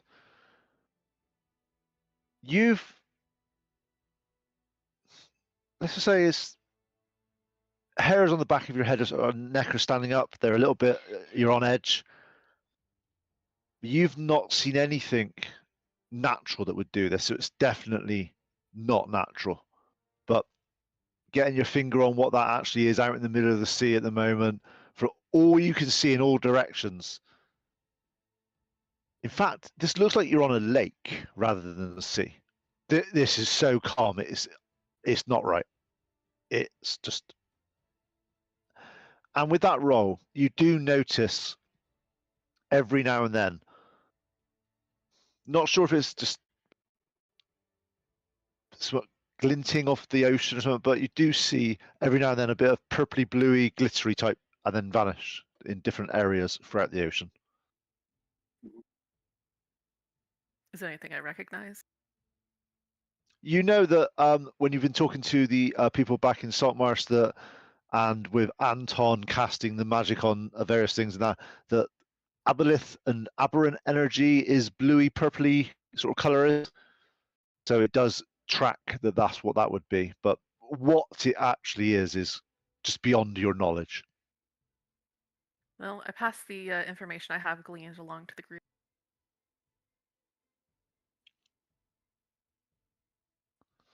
Okay. Captain, actually, what's your? Yeah, give me some perception checks, please.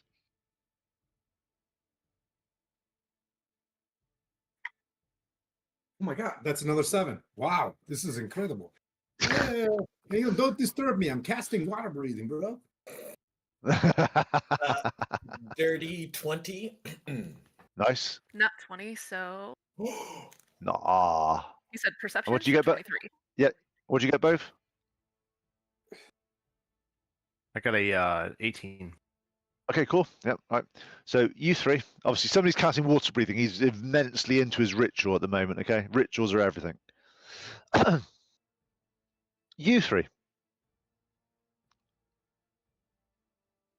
you're noticing the fog is rolling in different directions at different times, which that doesn't happen naturally. That's just literally does not happen ever. Al and Rebecca, your lure, your keep is feeling a little bit warmer, then colder, then warmer, then colder at random intervals. And it's not done this before that you're aware of. Lots of the sailors are just working, but do you know as you see people working and they're doing something, and every now and then they're like, and then they just get back to their work. It's as if they felt something. They felt something watching them. They had to turn around and there's nothing there. with the nat 20 and the dirty 20, you notice every now and then there's shadows moving underneath the ship. Like Large, big one. Oh yeah. large shadows. And yeah, it's just, but the ships aren't moving. It's just not, and there's no, there's shadows. There's definitely something moving under the water. Water, breathe, water, breathe. You successfully cast water breathing. There you go. You've done your ritual. You've done. Yeah. Maybe they are nice shadows. Shadows are always good, right? Penguins. Okay. As you are looking around, you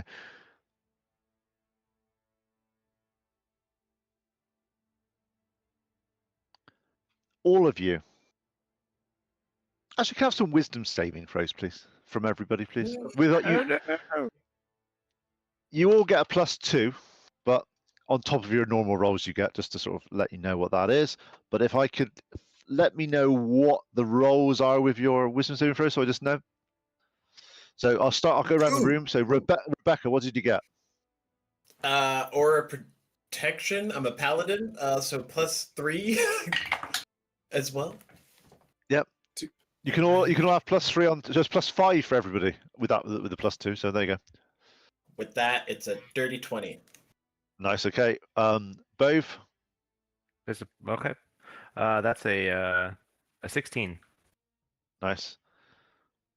Wait, no, 17, because mines get added in automatically to my save. Okay. Cool. Lily. 19. Nice. And Anton.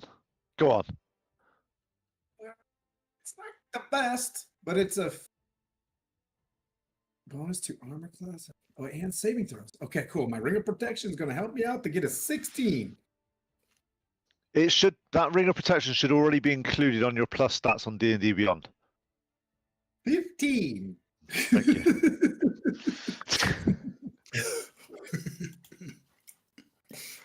Okay, so let me just go through. Boo! No, there's no Boo that boost, man. Pete. Stop trying to cheat you. Say boo. Boo that man. God. Right. Okay.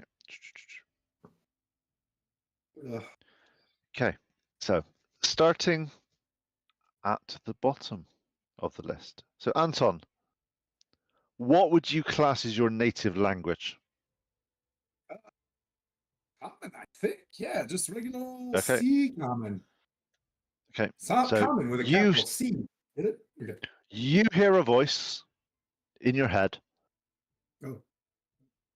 and you recognize it as your father's.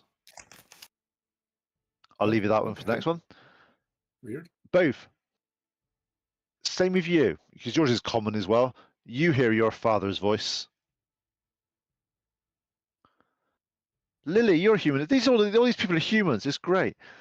Common is your language. Yes.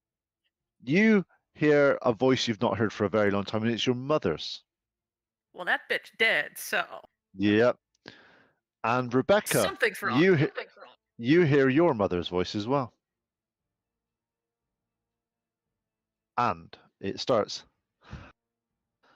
Little warmbloods. Little thieves, so few of you. Where is the scaled clutch where the river spawn who dared treats with you?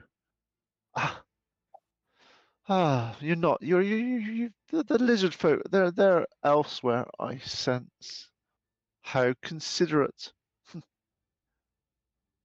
Fewer vessels to deal with. Fewer minds to break. Just you, the lure thief, and his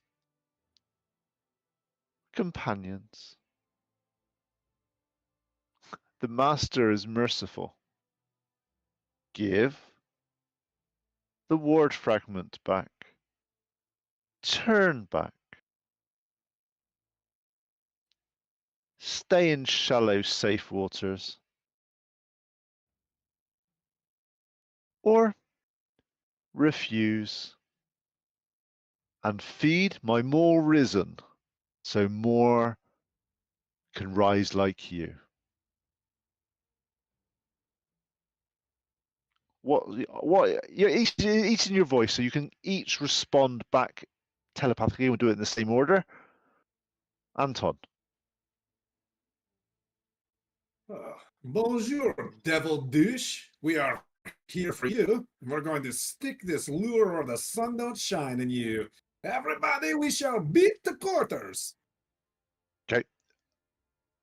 Next on the list was Bove. What's your Yeah, I'm response? gonna- I'd be like, I don't remember my dad too well, so this can't be him. But doesn't matter. We're here. Okay. Rebecca. Your mind games are weak. Typically, you should pick the voices of the living if you're trying to do any convincing.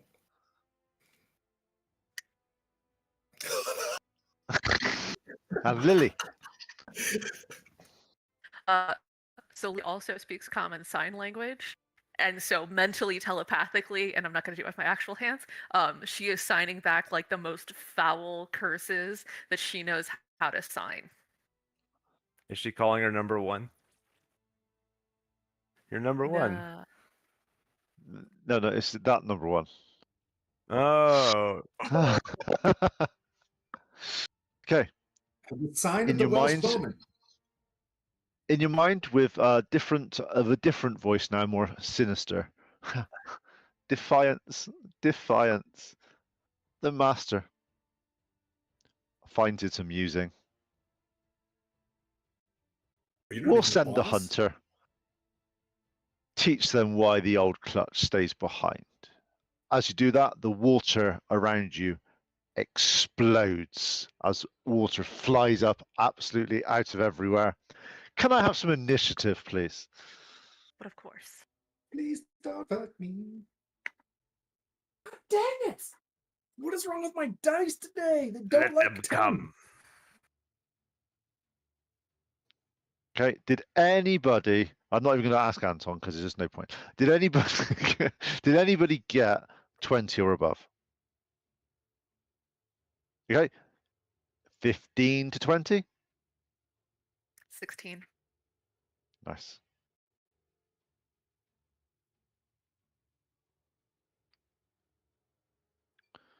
Okay, 10 to 15? Okay, 5 to 10? 4. 6. 6. 6. Okay, because what's your dex mod, Lily? No, sorry, Bove and Rebecca. 2. Plus 2, 14. Okay, so roll d20 and whoever gets the highest gets to go first on that one. God, I love our 13. boat. guys. 16. Okay, Bove goes first then.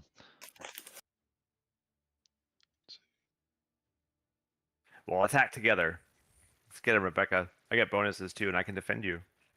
Mm. What was your number again, Anton? Sorry. 4. 4. Nice. Just so I got it. You're not supposed to make faces like that. I'm prepping for a spell. I'm almost finished with ritual casting. Okay, give me a second. Just find the thing. Do I need to go find some stuff? Yes, please.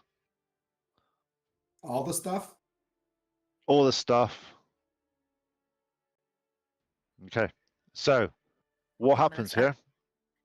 The water explodes. You start to see massive tentacles coming out of the water on the left and the right hand side of the various ships. However, as you start to look through the water as it's done, you see an immense sea turtle the size of a small ship, its shell covered in barnacles, coral growths, and ancient scars. But where there is normal turtle has flippers, this has massive kraken-like tentacles emerge from its front legs where it should be. The creature's head is grotesquely oversized with too many eyes that breaks the open to reveal rows and rows of smaller teeth. Bioluminescent patterns pulse across its shell in hypnotic rhythms.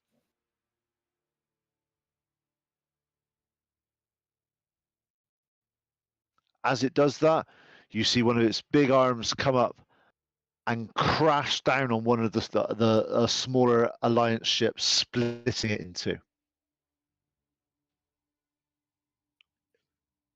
For peace of mind, if the militia had been here, what would have happened with the smaller ships would probably have not been a good thing. So, based on your initiative, the person who gets to go first before everybody else makes any decisions whatsoever is Lily. Because everybody else sucked at this, Lily. Okay, you are How far away is it? I mean, It's like it just- looks like it's just kind of.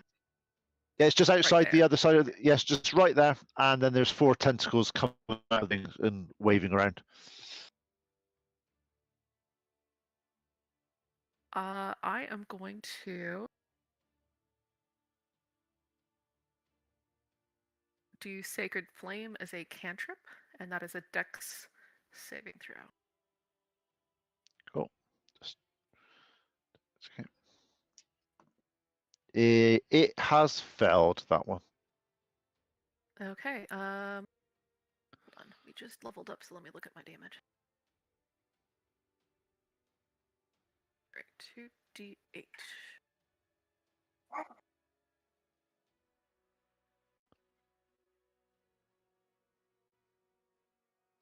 Uh, 9 damage. 9 radiant damage. Give me a second, just let me look at its resistances a minute, if any. Yep, no, that seems to do full damage as it burns part of its shell. I take it you are aiming for his main body and not his tentacles at this point. At this point, yeah, just to see what happens. Yeah, cool. Hey guys, it doesn't like radiant damage.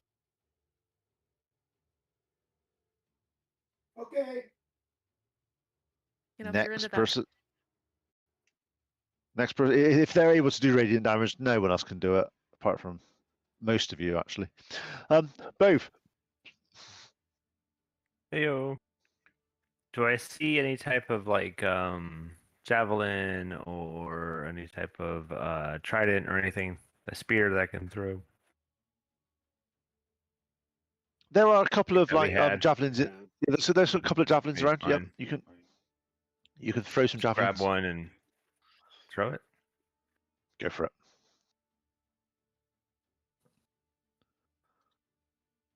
All right, got a dirty 20. That hits. Roll some damage.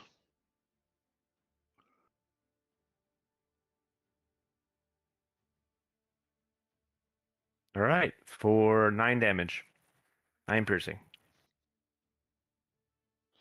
Interesting. And Okay. yep, I'm gonna throw another Yep. one. As you hit it with that one, it doesn't seem to do as much damage as you think it would from the spear, from the javelin, but it does damage it, just not as much as you would expect it to. All right. I'm like, well, it is something. I'm gonna do it again. All right, got an 18. 18. That hits as well. Cool. Got a 6. Nice. 6 Again, damage. similar damage. Yeah, similar as I said, it's not doing as much as you would think it would. I'm not very effective, folks. Okay. Becky. Rebecca is going to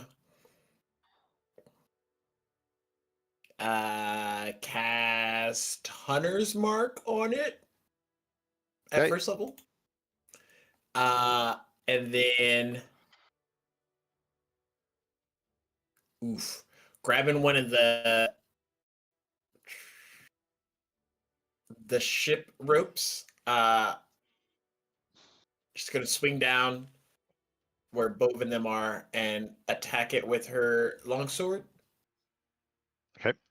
So can I have and- an athletics check from you first, please, just to make sure you're not being a complete idiot on the ship? Okay. We'll do this as a free. Okay. We'll do this as a free action because it gives you some sort of some theatrics. 14. What did you get? Yeah, you're not doing the most gracefully. This isn't the best you've ever used the rope, but you've not fallen into the brink, so that's better than rolling lower. Nice. And she will activate her channel divinity to enable her vow of enmity on the creature as well to give her advantage. So are you swinging over to it to attack it, and then you want to swing back, type thing, No, or no, are I just you? want to wait because I think I'm at the top of the deck, but swing down next to where both of them are. Because Bove was using a ranged weapon because it's in the water, you see. So they were throwing stuff. Oh. So how are you planning on hitting this with your weapon?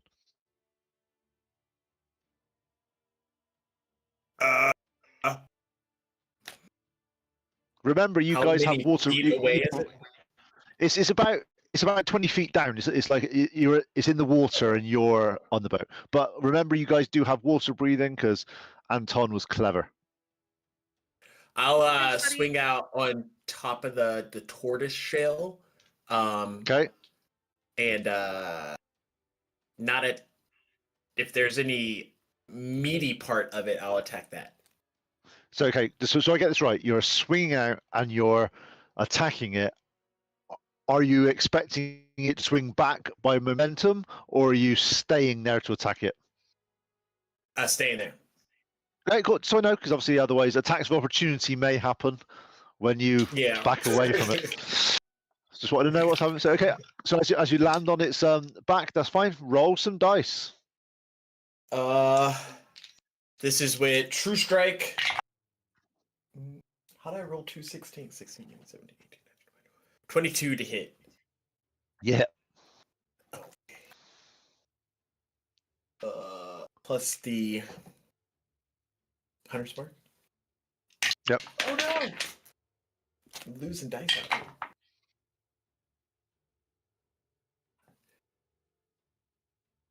A 10. Ooh, oh wait, I'm a higher level now, so there's extra.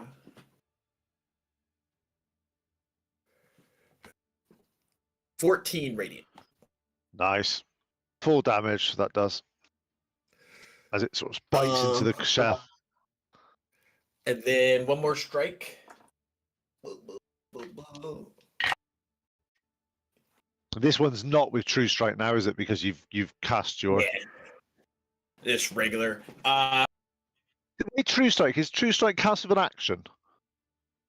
Wait, does that take up my whole action? If it takes your whole action up, you only get one attack. Yeah, then that one attack is my action. Don't tell Okay, Judgy just- that I've been taking 2 attacks with True Strike. I'm gonna remember this now. Take that, Eldritch Knight. You can't start coming up with rules on me. This is the. It's a magic action. That makes total sense. Yep. It's also the reason why, for instance, okay, bit of history here of the other guys.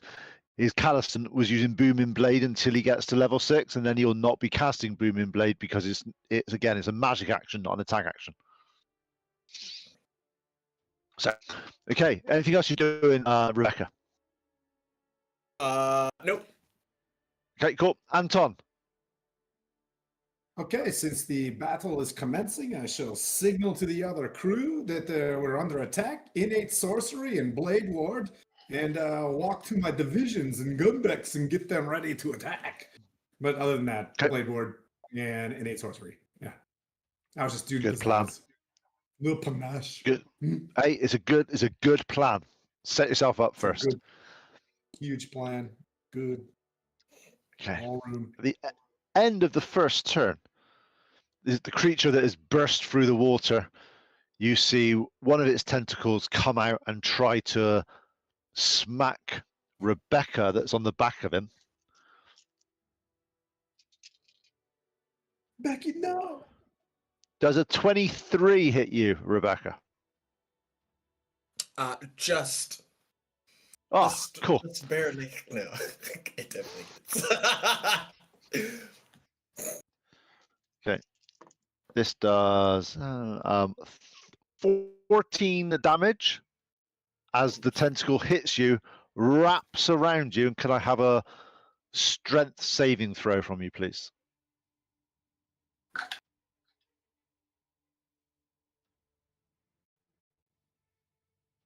$22. Okay, yep. As you do that, you feel that he's trying to restrain you, and you just about manage to break out of it. I won't be okay. Just for the viewers at home and all this stuff, there's some bullshittery in the new Dungeons and Dragons 2024, which I am not on board with. Technically, a lot of the grapple checks that monsters do against you, there's no saving throw for them. You're just grappled out of the boat. It's literally, I hit you, you're grappled. Right? It's bullshit. It should never have done that. It's bollocks. I've changed the rules slightly from mine, and I allow people to do saving throws because otherwise, it's just bollocks. Was that? Not in my party, Skylar. You're getting grappled. I know, but just to say, I think it's just a little bit. There's high enough numbers. You do things in ways, and at least people can break out of it then, rather than using their whole action the following turn to break out of it. Okay. And I know that might go against some people's view of the D&D, but hey, it's more fair in my book. So that's the first tentacle attack. Second tentacle attack is going against Lily. But of course, Does a 26 hit you, Lily? you know, it just barely ruffles my hair. Yeah, I know. That one does more damage, so that's 19 damage. And can I have a strength saving throw, please? Oh wait, +3 if you're. Oh no, you're on the turtle, mate. You're on the turtle. Look what That'd touch be a just did. 9 then. Advantage. Someone gets advantage for the next PC roll. You have advantage on your next roll for this if you need it. I think I might. I think I'm going to go ahead and take that then. Okay, that's better. 16. Yep. Again, you just about managed to break out of it as it's doing. As you grabbed your leg, you lost your footing, but you do manage to sort of hold on. Okay. And Now I'm dead. no, and you see two of the other tentacles retract in. Don't know where they've gone, but they've gone. Oh boy. I know what they're doing.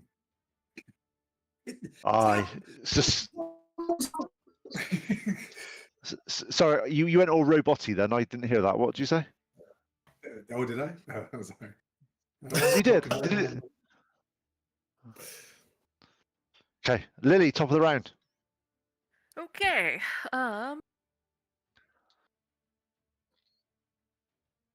You know, it's just unfair that there's no healing cantrips. No, because that'd be broken if there was healing Oh, hell yeah. cantrips. Especially with a life cleric that has so many pluses to all your healing things. It'd literally be, you'd be like, no one would die in any world with a healing cantrip ever. Oh yeah. I'm okay for now. So, you know what? F this guy. I'm gonna Sacred Flame him again. Go for it. You just have to roll a dex save. It fails. Okay. Then It's as if this big massive thing's not the most dexterous creature on the planet. It's shocking. It's just shocking. All right. 3 + 8, math in public, 11. Radiant. Nice. Again, full damage.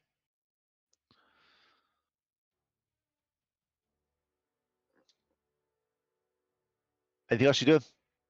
Uh, yes. I'm going to do a bonus action healing word Yep. at first level. 2d4 plus 6. On. Myself. Cool. You heal yourself, and we'll get on to the next person. Both. You saw Rebecca heroically swashbuckle onto the back of the turtle. Pretty impressive. I like that. I'm all thinking like, oh well, do we have any gunpowder on the ship? Gunpowder. You do A little have some. gunpowder You do barrel? have. You do have some explosives that were used that you're taking just in case you needed them for any of the operation under the water to collapse any tunnels. Okay, I'm gonna grab some of that and then something to light it with. Maybe wait. What do you say? Okay, go. You maybe wait for when we have tunnels to collapse that are underwater with these very specific waterproof ammunition. Oh. Explosives. I was gonna say, I don't know. How many do we have? A bunch? No, you have 2. Oh, never mind. But wouldn't do that then. I'm gonna be like, that looks like a good. I'm like, well, we only have 2, so no. I'm gonna go ahead and be like, ah, she did it. I think I could do it. Put the shield on my back and get on the rope and try to make my Give way me- on the back of the turtle. Give me an Rebecca's athletics on the check, turtle? please. Yeah, Rebecca's on the turtle. That's why he couldn't give you the +3 to all your saves, because they're not on the boat. Nice. I got an 18. Nice. You go across there in the most swashbuckler-esque style imaginable. Go over there with one hand, and you land. As you land, you follow through with your mace to sort of do like a superhero landing. Roll an attack roll. Nice. Attack roll. Does it hit? I got a 19. Yep, you hit. Is this a question? Is this a magical thing yet or not? It's not magical yet, is it? This your. No, it's just it went from the hammer and I put spikes on it myself Yep, to yeah, I remember make that. it Yeah, just a mace. So a lot of damage. I only got 4 damage. okay. Again, this doesn't seem to do as much damage as you think it should. Trying.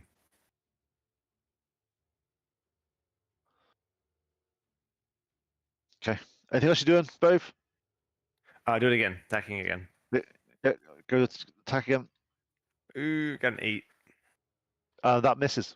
Shocker. That's it. That's all I'm doing. Who would have thought that 8 miss? It's one of those Yep. things. Anton, you're now blade warded up. What are you going to do? Okay, I will attempt to, start the escalation of force against the sea monster, and I will just sorcerer's burst this thing with a little bit of advantage. Sorcerer's burst. Yep, and I will switch her to. No, I'm gonna keep it. Oh, I don't get an option for a radiant, so I will use cold damage. Oh my Okay. god, two 7s. I'm not lying. That's It's it's 7 and you broken. 12. Yeah. So 7 plus 7, that's a 14. Okay, yep. As you see the cold go over it, doesn't seem to do as much damage as you'd think it would, as if it's used to cold things underneath the depths of the ocean. Interesting fact, I have Elemental Adept, and he's not allowed to be resistant to my cold damage, sir. He is now. He's resistant? Oh. Okay, it looks like it wasn't. It looks like that, but it does manage to overcome it a bit. But you do sense that it should have been resistant to cold. But your Okay. special sorcerer stuff allows it to overcome that. Okay, 2d8, and hopefully I get an 8. I do not. 12 cold damage all the way through from the silver dragon that is in my blood. And I'm gonna stay up at just off the side of the where the yoke is, what you call it, the castle, the aft castle, and be shooting from there as I'm pretending to direct my fleet. Nice. Okay. Or what do we call it? Flotilla.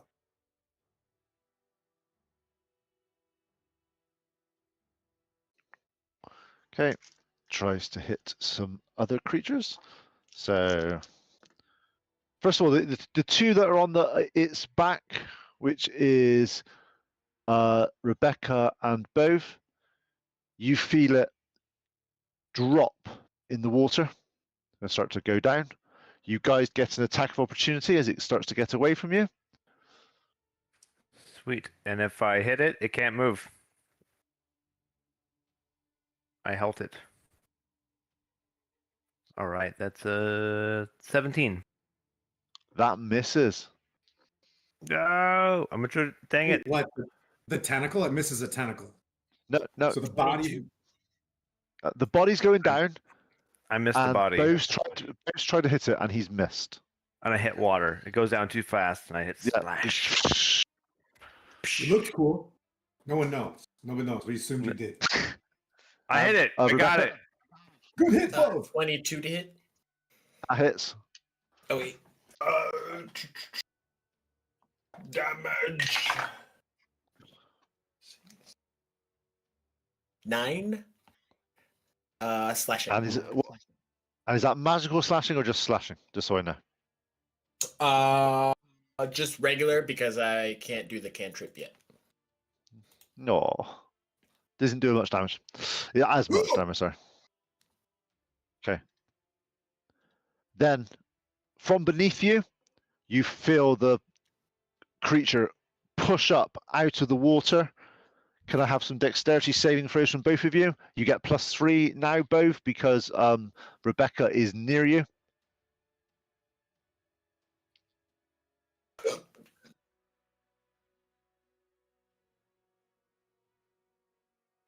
$10. 11. Okay. You both don't do particularly well on that one. As you come up, you both come off, you're doing that. As you're in the air, you see 2 tentacles come out of his body and smack both of you together.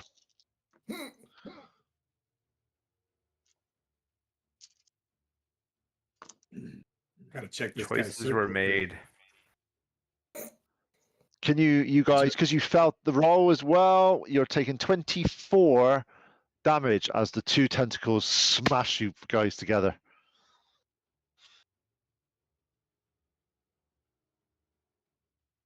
Like a kid playing with his GI Joes, just smashing them together. Yeah, literally Yeah. like. Cobra or G.I. Joe? GI Joe. Cobra. Oh. I knew you were going to say that. As such, somebody who likes to play paladins and stuff, you love the Empire and you love all the bad guys. I'm really concerned about your mental state. That's all I have to say. Yeah, that's true. We're about to play both sides. Arms dealer. You're Baroness any day. As you get hit together, you're looking around a bit dazed. As you come down, the creature submerges under the water. You are left. So Bove and Rebecca are left in the water. There's 2 tentacles that are still up at the moment, but it's Lily's turn. Did I get a turn last turn? No, because I was being an idiot. Have an attack. No! Thank you for picking up. I was just being an idiot with my sheep. That's me being it. And in fact, because I've been an idiot, you can have advantage on this roll. Oh gosh. Yeah, you got to be fair if you're a DM and you fuck up. Not me. You don't make mistakes though, Tim. You're amazing. That's a nat 20. Nice. Oh my god. Yes. That's like some lemonade. I like. You deserve what you tolerate. Yeah.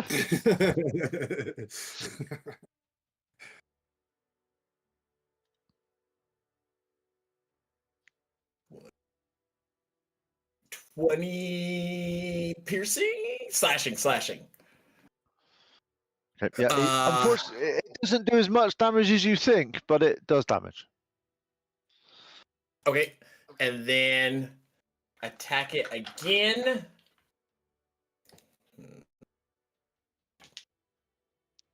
Also, for the eagle-eyed amongst you, giving a paladin advantage on his attack roll when he already has advantage on his attack roll because of his vow of enmity doesn't feel like I give him much. So I apologize for that.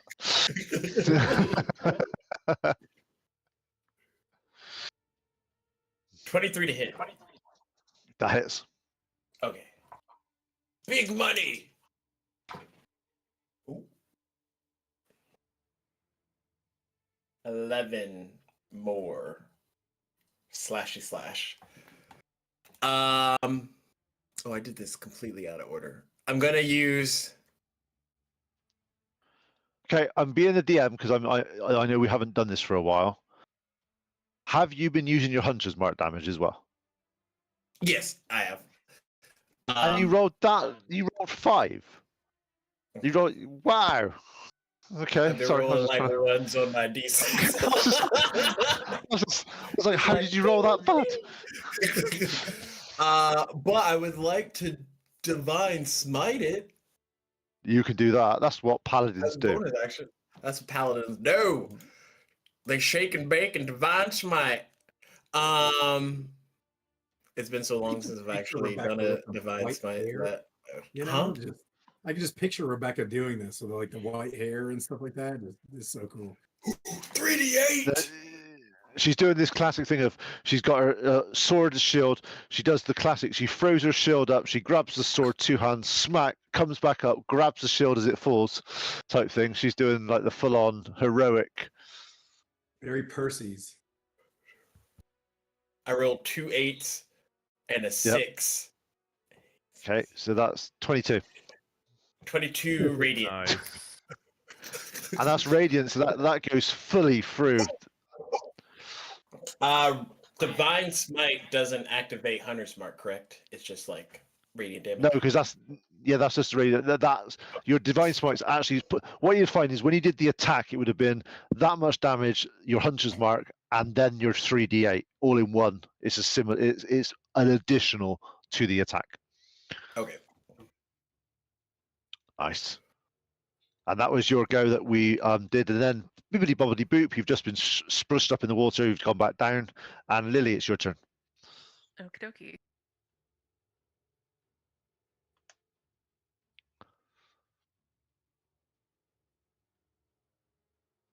Does that mean Divine Smite can never crit anymore? I hate it here. No, it does crit because if you're on that 20, but the thing is yeah, it's a weird thing. Okay, so a Because question. if we still follow the same rules as we always used to, if you say you're going to divine smite and you hit, You have to declare. Yeah. You have to declare a spell slot. So if you miss, you lose your spell slot. Okay. Sorry, first time paladin here. Yes, Lily. Does one of these tentacles and the body count as a separate entity? No, Or they're just two. They're all the same creature. There's just 2 tentacles out at the moment. So. Okay. I'm gonna go ahead and Sacred Flame again. Roll Okay. your dex save, sir. This one I actually rolled really well on. So 19. Okay. Sorry, 18. -1. -1. 18. Then it succeeds. Yeah, it takes no damage that time. Nope. You try to hit his tentacle, but his tentacle's moving a little bit and it splashes into the water. Yeah. That's all You she doing wrote. it? Anything else you're doing, or is that it? I think that's it. Okay, Bove, your turn. You're in the water at the moment, and you can't feel anything around you at the moment. I'll try and find it, or Quick go question, to one of the actually, tentacles. Before we do that, your water breathing spell, does it give them movement as well, or is it just breathing? Just water breathing. Yeah, he's a anchor that can breathe. But good news, only the crushing depths of the 20 leagues beneath Of the deep will kill me. Yeah, just that. Okay, so you can move. Just give you a heads up. You're able to move because you're in water, and that's not your natural habitat, unless you've got some that I've given you before that you remember. Your I movement do. speed. I do. I was like, I remembered before you said anything. I have the Sahaguin Champion Bracers. They give me Nice. Talus Strike as well as that. They also allow me to I gain swimming speeds at 30 feet, so I can breathe underwater for up to 10 minutes. But you can Once I breathe use for it, 24 hours because you got the thing. But you now can use it for movement but as I well. can So use it for movement, so I can use it. So I'm using it for movement. I'm gonna go. Do I see the turtle? yeah. Look down. It's 20 feet below you. All right, I'll go down to it. Go down to it, grab it by the shell, and just hit it as hard as I can. Go for it. Go to hit it. All right, that's a 22. That hits. With since I hit, I'm gonna use my superiority dice. Nice. An extra D8 on top of it.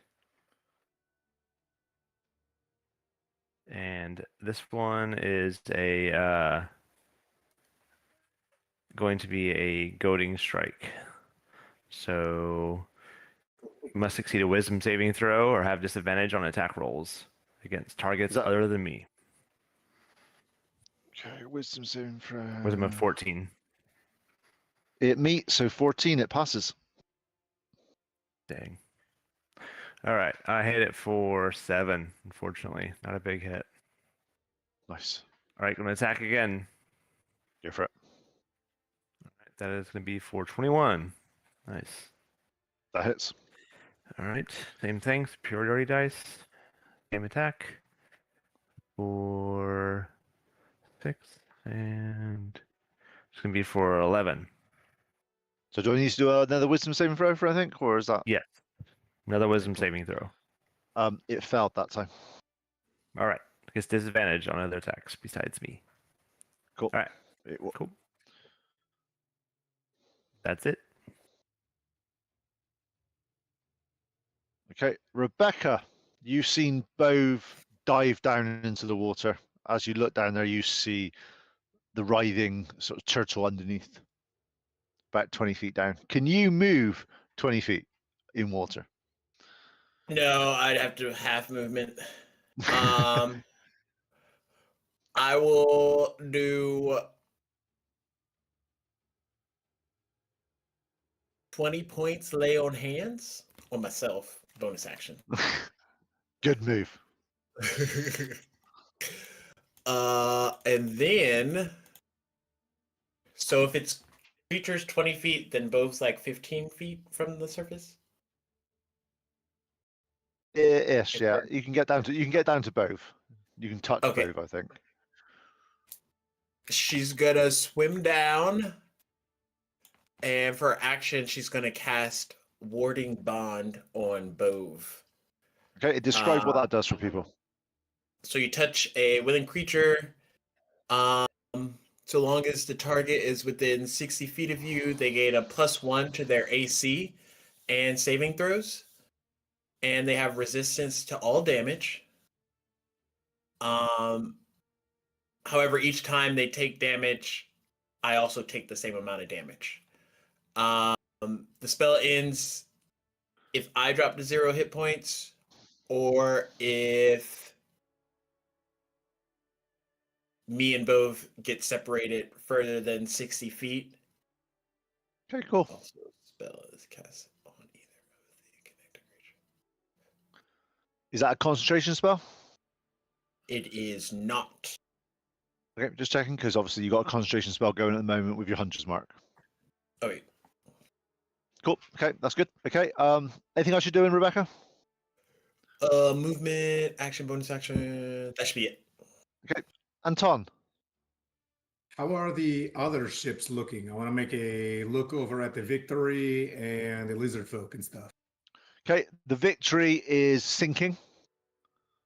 Because of course it is, Pete. Because it's the victory. Because it's the victory. And the lizard folk one is they are fending off one of the tentacles, but they're getting there. Depends on how well you do with this turtle. No pressure. Oh, it's thinking. So there's like. So I can't hear you, mate. I lost your voice. Me? You lost my voice? I couldn't hear you. Oh, Could anybody else hear? I was whispering. Okay. Just you the hear me? last part, yeah. I can hear you now. Yeah, just the last part. Your mouth was moving a bit, and I couldn't actually. Oh, okay. Am I breaking out? Am I cutting out today like I used to, or just in that moment? Okay. Just in that moment. Weird. All right. So, I don't see anything. Shoot, it's sinking. Oh, no. Oh yeah. I can't use Misty Step to bring people back. That is a Pete rule. No, it's All actually right, a normal rule, not a Pete rule. It's a normal rule. Yeah. practically. A rule is still a rule. Yeah, it's not Dimension Door.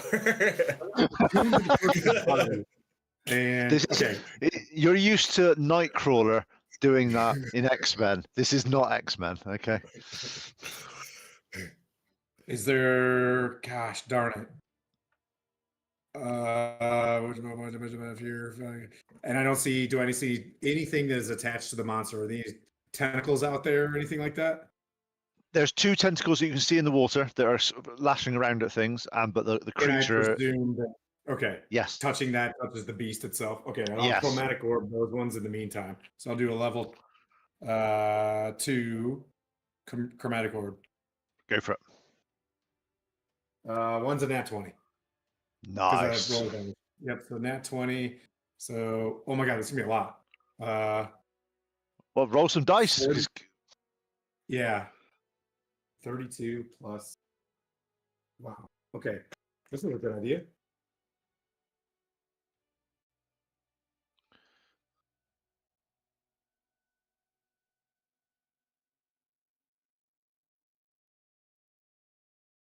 $17, $18, $6, 55 cold damage. I will use a sorcery point to chromatic orb. I can make it. Yeah, I can make that cold. Fantastic. So I'm gonna make that. I'm just gonna make it cold. Nice. So those are okay. Yeah. As you do that, you see part of his tendrils. So you hit the tentacle, it freezes, goes all the way down. You see this starts to crack, and this tentacle just breaks into thousands of pieces of ice as it shatters across the. And you hear from underneath. You hear actually in your minds, you all hear one of the most blood-curdling screams of pain that this creature has never experienced before, as its tentacle gets frozen and shattered by Anton. Ooh, can't wait. I will give it non-action. Lizard dude, draw me. Sorry, what was that? Did I cut out again? No, Oh, I just didn't- lizards. I'm gonna have to. I did. Oh no, lizard dudes drop the dinghy is what I'm saying. Oh, okay. Wait, is it really cutting out again? God dang it. Okay, I'm gonna fix it. Honestly, unless I'm not hearing things. Was it just me, or is it other people couldn't hear some of those words? I can hear the lizard folk drop the thingy. Okay. The thingy. Okay. Okay, perfect. So the lizard folk start to respond for your voice commands to trying to sort of send something to sort of help the other people. It is now the sea turtles' go. Under the water, the sea turtle, Bove and Rebecca, you suddenly cannot see anything anywhere near you, and the water you're in starts to feel oily as a black ink cloud has been put 40 feet radius all the way around the creature.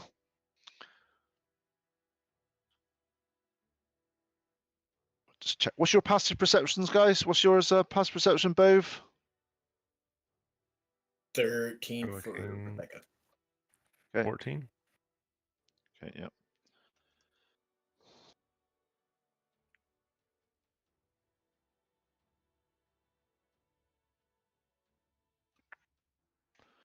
Okay. So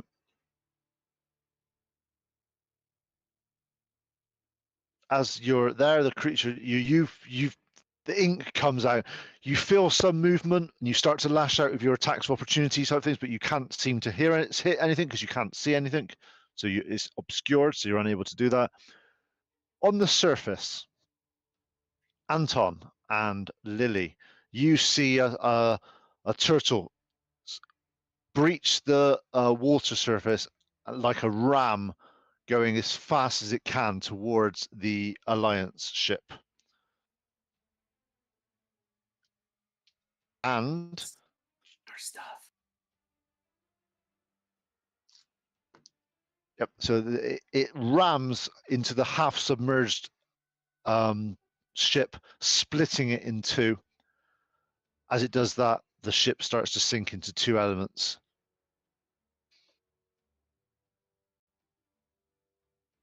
Captain Yule. No. And you see it, it's about 20 feet, 30 feet away from you as it smashes through and then it drops down out of sight. Lily, your turn.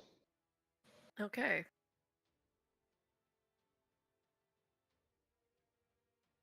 Bove, how you looking? I'm in the water, but You can't I'm actually see submerged. Bove. He's Catch covered me. I'm in he's the covered water. ink. I'm like Okay, so 20. he's Yeah, in the ink. Okay, got it. yeah. I'm scared. Is there both blood in the water? You know? They're both blood. Smells like beef. An old chicken. All right, I'm gonna Is keep that- holding on to these spell slots and shocker, Sacred Flame again. You can't see any of the turtle, and the thing is under the water. He's disappeared for a Oh. bit. Okay. Who's still up on deck with me? It was Anton. Anton. And Anton, you haven't been hit yet, have you? Yeah, a couple of times. Don't know what. Okay. Like, how bad you looking? Bruised, I'm bloody? good. I think I'll be okay. Don't use your spells or heals on me. We've been raided. We have. Hi, Sam. Hi, Classic Sam. All right, look, new people. Hi. Then I would like to hold. I'm gonna hold a healing word so that if I can see either Bove or Rebecca come up out of this ink, I will cast healing word on them. Nice, Okay, dude. cool. Nice.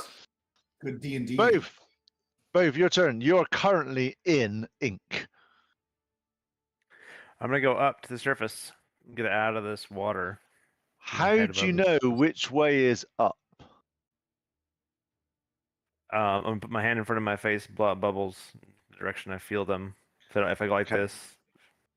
Good idea. Good plan. There you go. You've done. You passed that test. All right.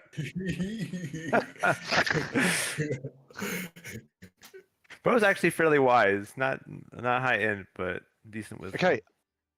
Rebecca, you feel movement coming past you going up because Bove was right underneath you. That's all I'll give you. You know what you're gonna do with that is up to you. So I still have Hunter's Mark on the creature, right? So I know it's moved away from us. Oh, you know it's moved about 40, 50 feet away from you. You know that's not good save on there. You know that's not the creature. Just You're safe, Bove. okay. So Bove, you managed to break up to the surface as you you come out. There's this black ink everywhere, and it seems to stick to your skin and stick to this So it's like some natural disaster that's not nice. Gross. However, as you do break the surface, though, Lily, you do notice Bove has broke the surface, so you're able to cast your healing word. Okay.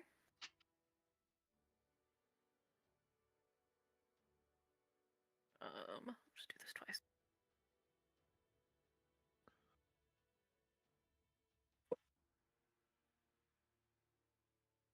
So that's 12 healing points. Thank you. There you go. Very nice heals.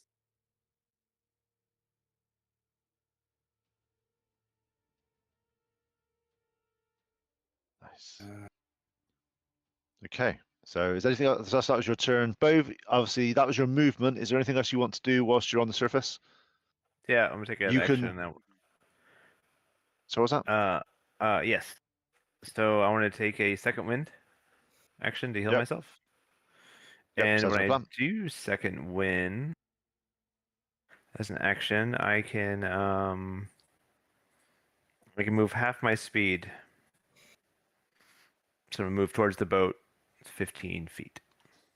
Nice. So and then heal. Do my heal. You've done that. You've done your healing. You're feeling a little bit better about yourself. I'm 100% better to them. Nice.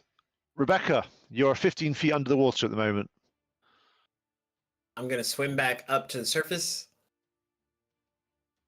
Okay, you know which direction that was because that's where somebody went. So So go up. again, when you break through the water, you got like oily substance all stuck to you and not very nice. Gross. I am going to use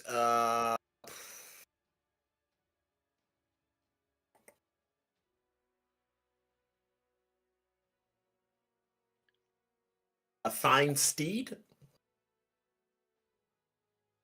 and I'm gonna make. How long does Fine Steed take to cast? It says an action.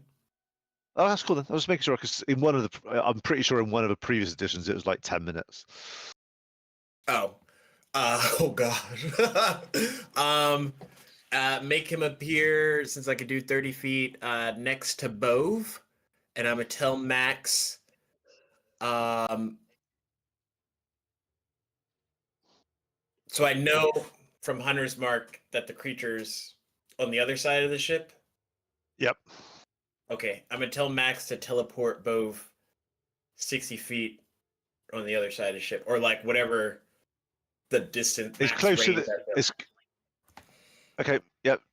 So Bove, this blink dog that you've seen, sort of with Al before, sort of appears next to you. You sort of Doggy paddling.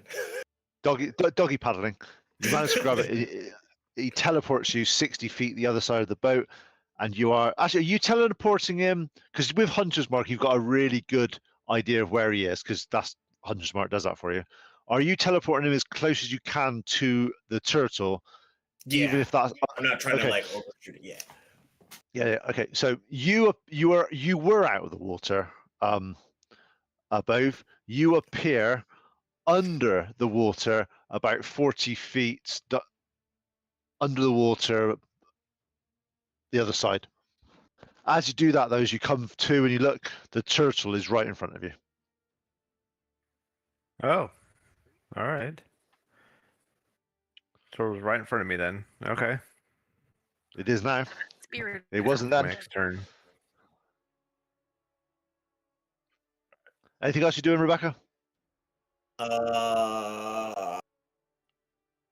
Action. Bonus action. I think that's it. Okay, cool. Anton. Currently, you can't see the creature, and you saw Bove, then you saw the dog appear, and the Bove gone. And that's basically all you saw that's happened. Okay. I will cast the ship sunk nearby, 30 feet away. I will gust of wind to bring the ship closer to the fallen dudes that are flailing around. I don't know, I mean, like I can't. Yeah. You can do that. You can do that. I'll let you move the boat a bit around Okay. into that direction. That's not. Going in that direction towards as many crewmates as possible.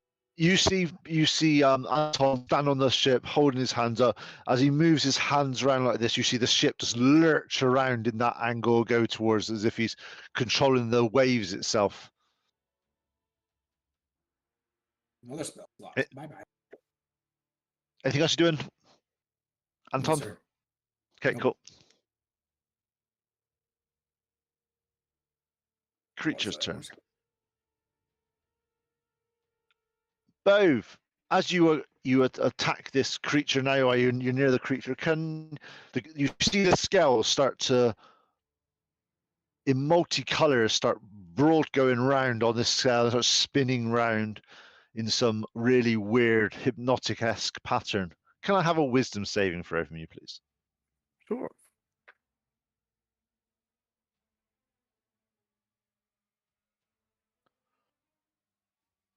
Ooh, 19. Oh, nice. You felt that if you had felt that, you may have been stunned or incapacitated Oh, momentarily, no. which would have been an interesting thing to do under the water, but you have successfully not done that. And it tries to hit you. Does a 19 and does a 14 hit. No and no. Okay, it bounces off your armor. Thanks, team.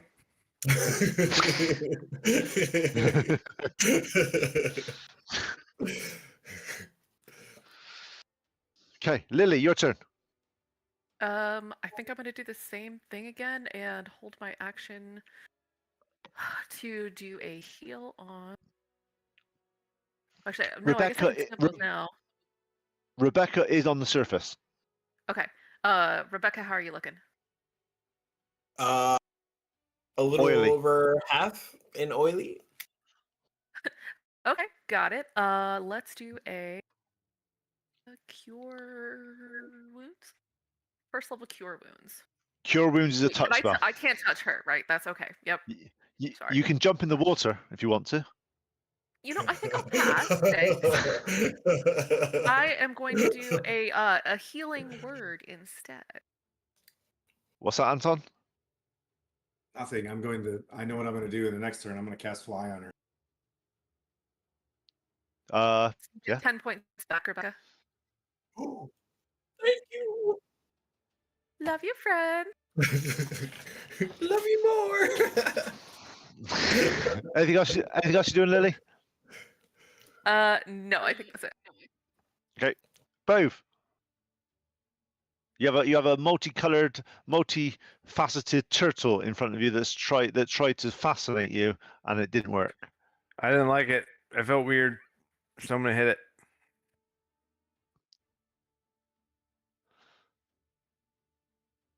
And, the 23. That hits. The first attack. And that do my tactical hit.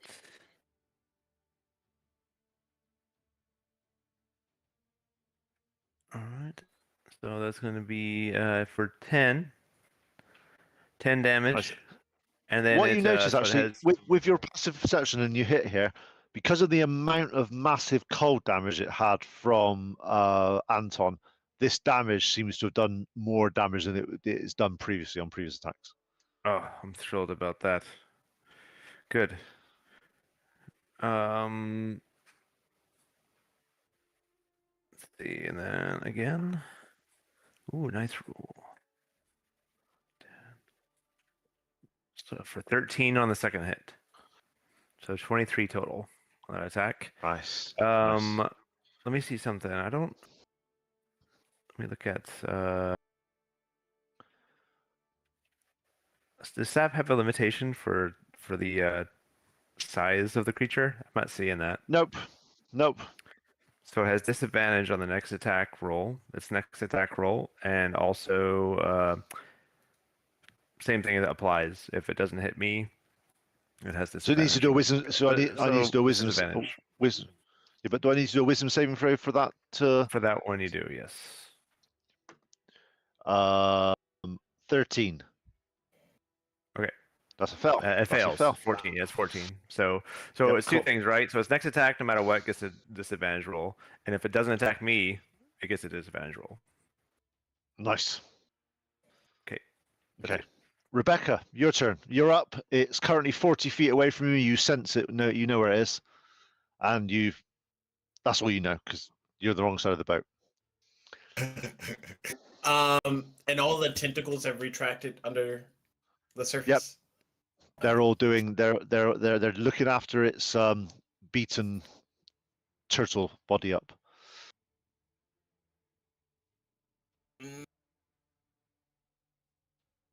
Rebecca will be really far away.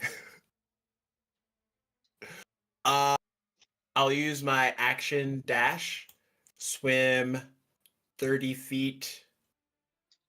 You can do that. So you're 10 feet away from it. That's good. Perfect. We'll do it for that. And then bonus action, I don't think I can do anything, but I am closer, so. Yep. Nice. Anton, your turn. Okay, I'll run down to Lily, and I will walk up, and I will switch from Blade Ward, and I'll say, "Fly, do the healing." In You go. okay, Fly, be free. Fly, be free. Fly. No. And you'll see yourself, begin to be able to levitate. You have a flying speed of 60 feet. Sweet. Mobile cleric now. Mobile attack I cleric. love it. Drive by heels. I love that for us. Yeah. Okay. So first of all, first attack against you has disadvantage, both, which is really good for you because it would have been a nat 20, but it's actually 14. So Yep, first misses. attack misses. Second attack against you does a 25 hit you. It does.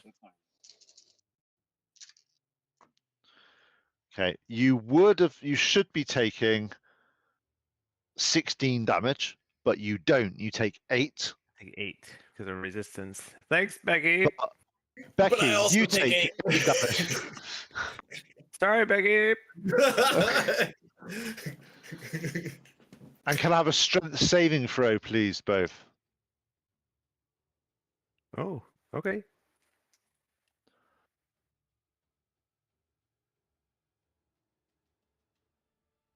An 11. Oh, the I'm tentacle tired. wraps. With all the swimming, I'm really getting really tired. The tentacle wraps around you, and you are restrained. Just to let you know what that does, just so people can obviously, your speed becomes 0. Your attack rolls against the creature are at disadvantage, and you have disadvantage on dexterity saving throws if that's any good for you. Dexterity is fine. No one needs dexterity when you're under the water. Yeah. Okay. I feel like that's, all the things you need.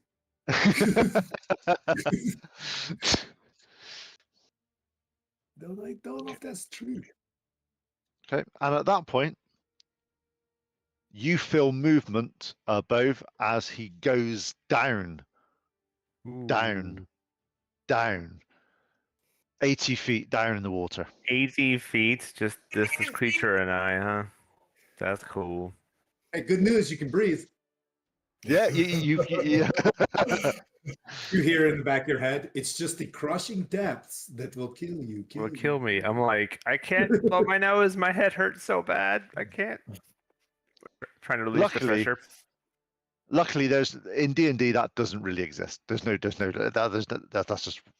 happen. It's only 80 feet anyway. It's like cartoon video game logic. Yeah. And also, it's not like you're just breathing water.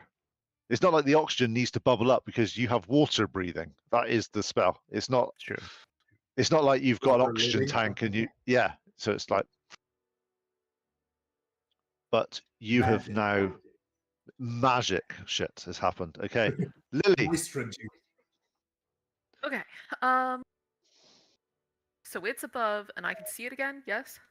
No, it's down. It's No, it's it's like down. 100. Okay. It's 120 feet Oh, that's under right. the water. Because he's at 80. Okay. Yeah. Now, I can just you healed- fly underwater? No, because that's Probably not. not.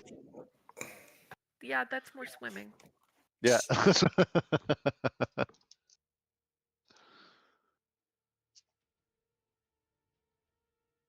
Sorry, I'm looking at what I want to do. I am once again going to. So I've got Antoine, Rebecca, and I guess technically then it would be Al, but he's not really. Al's been drinking heavily to overcome his guilt, That's and not- he's got a really, really bad hangover. Okay, so on Antoine and Rebecca, they are close enough to me. I'm going to cast Aid on both of you, and you're going to get an extra. Your current hit points are increased by 5 for the duration. Thank you. Yeah, sorry, just trying to think of things I can do. No, nice, good plan. Anything else you doing? And it is not a concentration.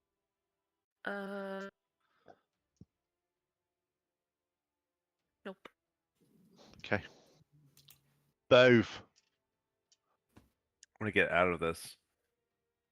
Okay, so give me a strength. I also want to use a luck point to give myself advantage. Okay, on cool. So the what this is this roll. is going to be us. This is going to be an opposed athletics check of the creature versus you. So Okay. roll that dice. Nat That's 20. cool. First one, nat 20. Okay, that's fine. But that's the nat 20. But what's the actual number? 26. This is an opposed. 26 plus. What did 26. you give me earlier, Becky? On plus rolls? Didn't you say it was a plus? No, what? that it's only saving throws. and You're that's in not- 10 feet of me. Add it all. Add it all. Do it What was it? touchdown. Did you say that, Becky? With your yeah, it was on uh, throat. the warding bond. Because he asked. Let's go down this rabbit hole. I'm trying to think how I roll a dice that I actually Tim, roll me a d20. Sure. Here comes the 7. 18? No, I'm not rolling for you anymore.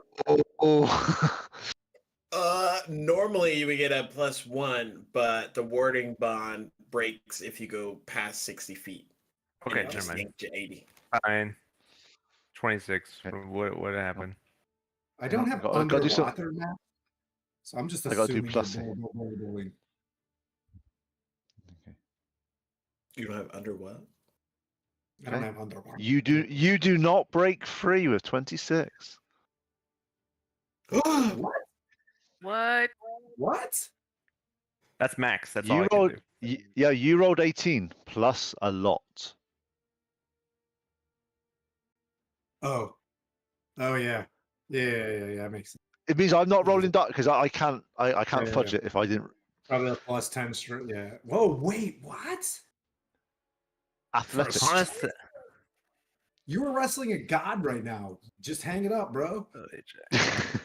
Hey, if I fail an ability check, I can expend the use of second wind instead of regaining hit points. You roll a 1d10 and add the result to the ability check modifier. Tactical mind, baby. Roll it. Tactical Mind. Roll it.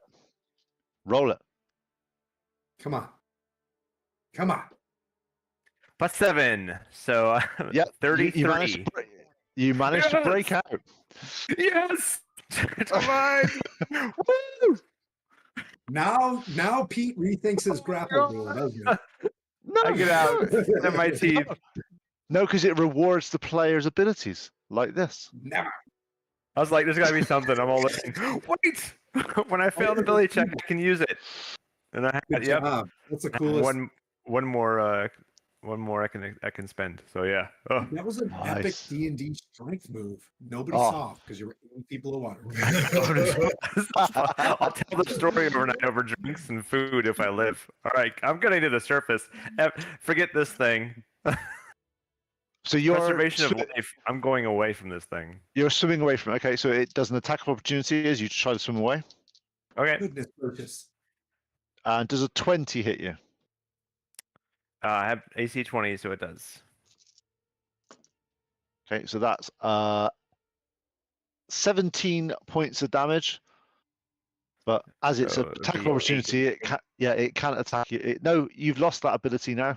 Your Oh, yeah, ward's that's right. gone. So you've taken that damage. But the good news is it can't do grapple attacks as attacks of opportunity because that's bullshit. Cool. I am gone. So you've gone 30 feet up.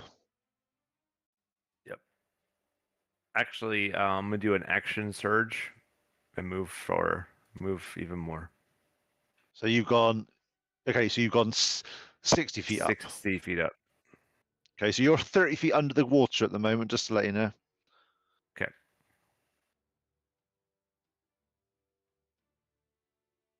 Using all my stuff. That's fine. Rebecca, you sense the creatures about 90, 100 feet away from you, further on down in the into the depths.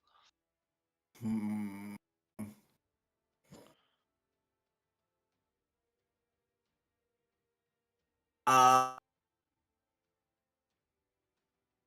Rebecca's gonna swim back up.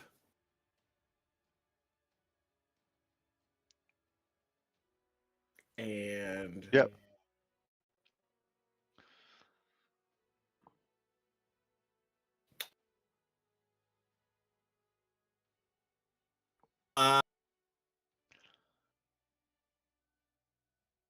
I guess hold action to attack in case it comes back up. Okay, so you're holding action that if it gets into melee range of you, you'll hit it. Yes. Okay, cool. Just find out. That's great. Anton. Well, it's kind of weird up here. I don't see anything, right? Yep. Is the boat moving towards dudes that are flapping in the water? Yes, going that way, and you are seeing people with on like sort of bits of wood and that holding on for dear life. I will commence trying to rescue fellow crewmen while keeping my gaze upon the water to see if I can shoot someone. So I'll Okay. ready action a lightning bolt. Okay. Question for you: if you're doing anything to save the creatures, things that is probably your action. Okay, If you're that's actually fine. physically, As long as- if you're as long physically as I trying to know get, that I'm gonna be able, yeah, as long as I know I'm saving people, then I will yeah, okay, give that. that's action. good. Okay, so you are basically finding rigging, you're throwing rope over to them, you're doing that, so you're actually actively helping people. There you go. Just so I know, it's otherwise you can't do everything. As I give Right. the finger to the victory. Okay, from beneath you, Bove, you look down as you start to see it. You see the turtle propelling itself out of the water towards you. Dex roll. Not yet. It's going to attack you first. It's going to try to bite you. Oh, does a 16 hit you? Nope. Okay, as it comes up, now a dexterity roll as it starts to push you up out of the water.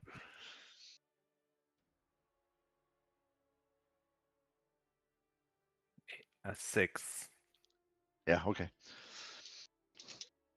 As it does that, you sort of you come out of the water a bit. Let's just say, not the most elegant exit of water you've ever done in your career. In fact, I don't think you've ever exited water. Flailing. Yeah, you're just like this.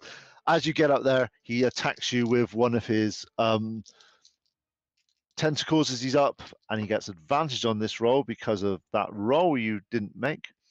So that is a 24 to hit. It hits. Oh, that's appalling damage. 9.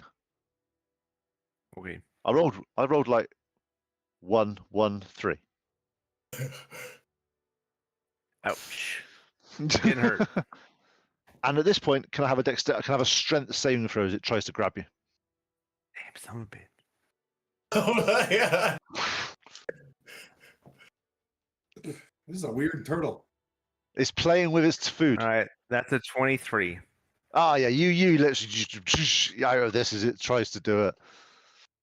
Not again. And the creature then hits the floor, and you are just in the water to the right of it, side of it at the moment. But the turtle is on the surface at the moment. Hmm. Lily, Hey, your if I turn. wasn't helping people, I would have Okay. killed it. All right. Whoever's dead, sound off. No. Are we talking like last breath kind of dead, or like you got at least a little death rattle? I've been its punching bag for the last like 30 minutes, kind of dead. Yeah, okay. That's my job though, so I'm doing my job. So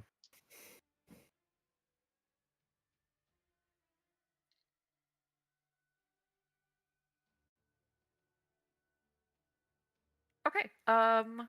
This is my only 4th level spell, so I'm gonna go ahead and do a 4th level Cure Wounds. I can touch So it, you're right? Fourth level you can't spell? touch me. Oh, So you're shit, okay. flying I'm down flying, to. You're Yeah, gonna you're jump down flying. and You get me. Yeah, you can you- fly. he's on- yeah. you can fly. You can do a fly by touch. Wait, hold on. I may have messed this up because I'm showing that I have it, but I don't actually have spell slots. I don't think you have 4th level spells yet. You're on your level 6. You're not level 7 yet. Okay. Should have level 3rd. Okay, I don't know why it shows up on my thing, but then it's gonna be the 3rd level. What Is does she flying? UFTA? Question for you. What does UFTA stand for? Oofta. It's a Midwesting thing for saying oof. Okay, I was like, Oh, yeah, God, yeah. okay. I was like, My I'm grandma. looking at this. I'm like, components are V. I don't know what that My means. grandma used to say that. She's from Minnesota. Okay, I was just like, Okay. 64 plus 8. Sorry, I'm Lily, interacting are with you our. flying? I'm interacting with the viewers. You see, I'm trying. I give you inspiration. Can I? Can I have inspiration on my next roll against you? I love that. Absolutely. Brilliant.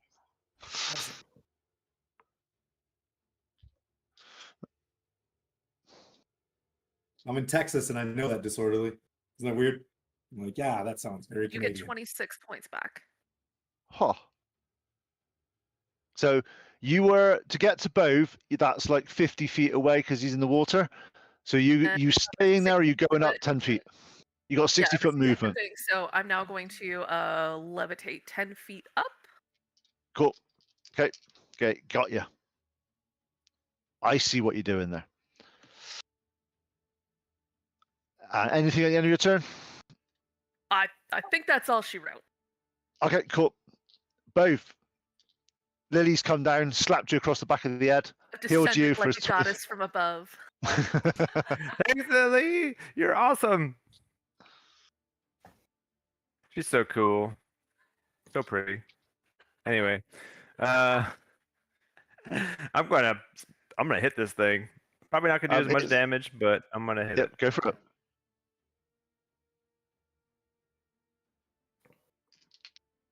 All right, 19. That hits. And I'm gonna do my dice, superiority dice too. So Okay, so for do I whatever need- do I reason, need- I wanted to hit me as well. Goading strike. That's a 17 though. It passed that one.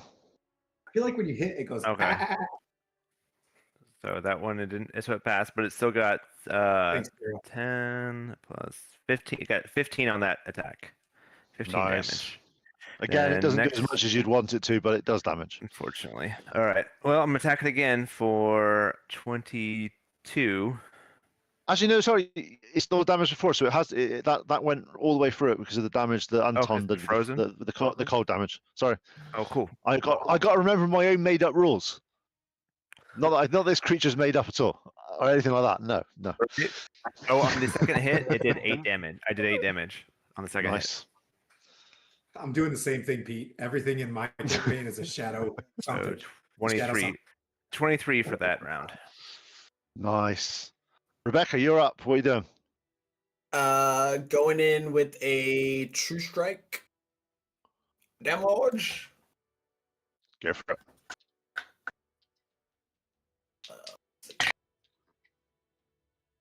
That's weird. 22 to hit. That hits.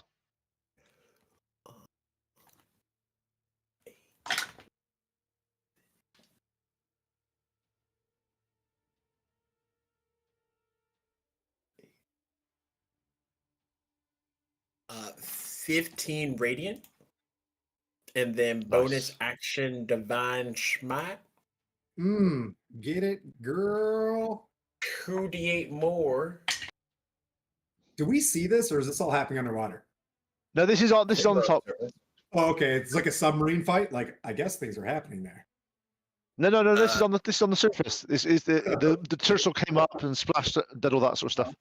Ooga. Gosh. How much damage is that? Sorry. 12 radiant.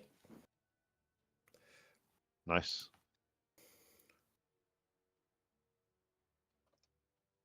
Action, bonus action. That should be it. Nice. He's still alive, but he's definitely. You're only seeing 2 tentacles moving around down there now instead of the 4. And it is now Anton's turn, and you can see the turtle. He's on the surface. Make a deck save. No, I'm not rolling for you. I roll. Oh, I can roll for this one. It's fine. I got inspiration on this roll. You told me. Oh shit. No. No, it fails miserably. All right, 8d6. Here we go. It's okay. It's lightning and there's water. What could possibly go wrong for everybody else in the water? Joke. I wouldn't do that.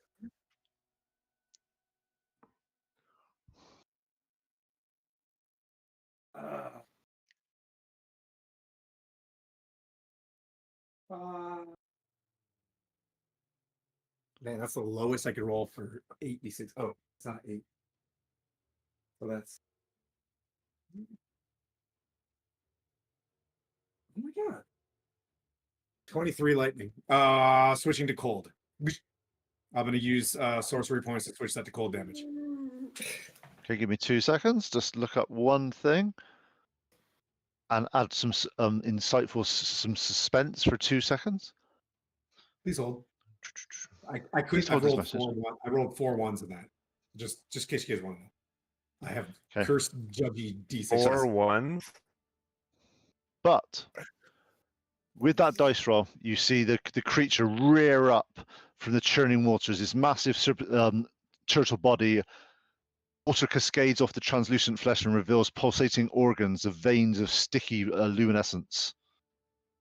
Just lost it again. Stop going. Yep. There you go. It's dozen mismatched eyes, some whale size, some human size, all wrong. Fixate on Anton.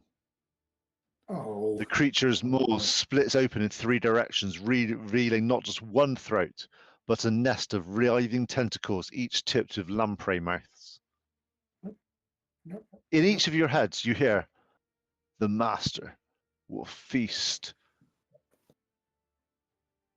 As a pillar of brilliant white lightning erupts from Anton's hand, slamming the creature's head with a deafening crack, splits the air and shakes the ship's timbers. The Morrise freezes, suspended for a heartbeat as the lightning courses through its massive frame. Every carved rune along its flesh, those binding marks of slavery, blazes with electric fire. Glowing hot against the rotting scales, the translucent sections light up like grotesque lanterns. The corrupted flesh begins to smoke and sizzle. Where the lightning struck, the head creature and the body char and crack with freezing lightning, revealing not bone beneath, but something worse, a crystalline structure, foreign, an aboleth corruption made physical.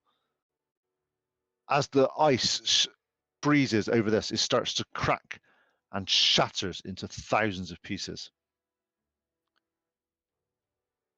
The water settles, steam rises where the lightning struck, and the ship's groan, damaged but intact. Your crew stands in stunned silence, staring at the empty water where seconds ago the aberration of nightmares towered.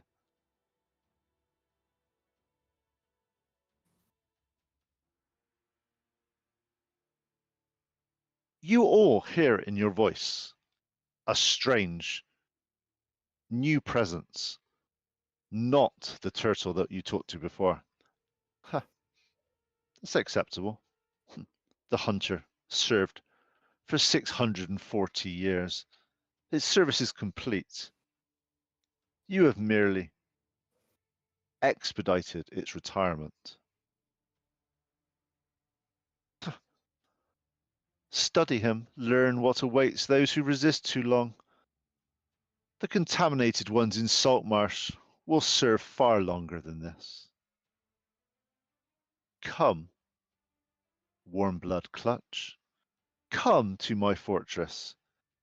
Show me if this lightning that burns cold is able to withstand the crushing depths where storms cannot reach. The psychic contact breaks. The sea is quiet. Too quiet. And that is where we're going to end it today. Oh, Pete. Oh, Pete. Oh no.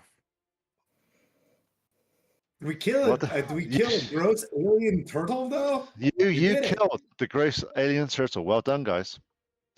I just did it all by myself because they were under the water doing all the damage, and I just look at Lily, who didn't fly with a spell that I fly, and I'll go, pfft. You know, like you can totally fly for like at least the next 10 minutes. Saying, Enjoy that. you're quite lucky you let that tentacle got away from you that turn, because he would have wanted to eat you. Nikes. Yeah. Oh my gosh. So that was a very I'm good. glad I got away. Oh, Right. Yeah. well played, guys. I'll have to tell you all about it when I get back to the ship. Yeah, gotta rescue peoples. Yeah. Yeah. All right. Well. Oof. That was No, congratulations. Thursday we've got Castles and Crusades, everybody. Oh, well. That was a lot of fun though. That was a good one back. Yeah. Like No. that was nice. That was good. Overall, Heck yeah. Overall, really enjoyed it. Man, that was awesome. God, you That's guys had me awesome. thinking that, yeah, tactics are a lot. It's fun when you think of one side, then people do things, and that all goes out the window. That's what happens. You're like, I thought everyone would stay on the boat. No, I thought people would jump off, but I didn't expect the fly. And then I also I had to plan for, just in case you guys couldn't convince the militia that you didn't want them. So there was lots of options of what would have happened if they had arrived at this point. There would have We been. played with you for too long, Pete. Like, nope. You guys stay over there. So no, well done, guys. That was good. That's good. You did well. Yes, let's raid. Yeah. We got 12 dudes. Let's go. We have Judgy Sunday. All We're back right. in where are we gonna be, Judgy? Where are we gonna be? What Judgy, landscape? Where are we gonna be? In that is that in that desert-y, non-desert-y illusion, nothing's real, we can't trust anything type place? Is that the place? Yep. Mhm, Yeah. mhm. Yeah. Red Wizards. So If hot people right now. think, That's if great. people think I'm being mean, at least you know what's real. We have no idea in our. Thanks for hanging out, Disorderly. Appreciate you guys hanging out this this whole time. That was awesome. Come back. We out. It's great. Diddle-doo, Yeah. diddle-doo, diddle-doo, diddle-doo.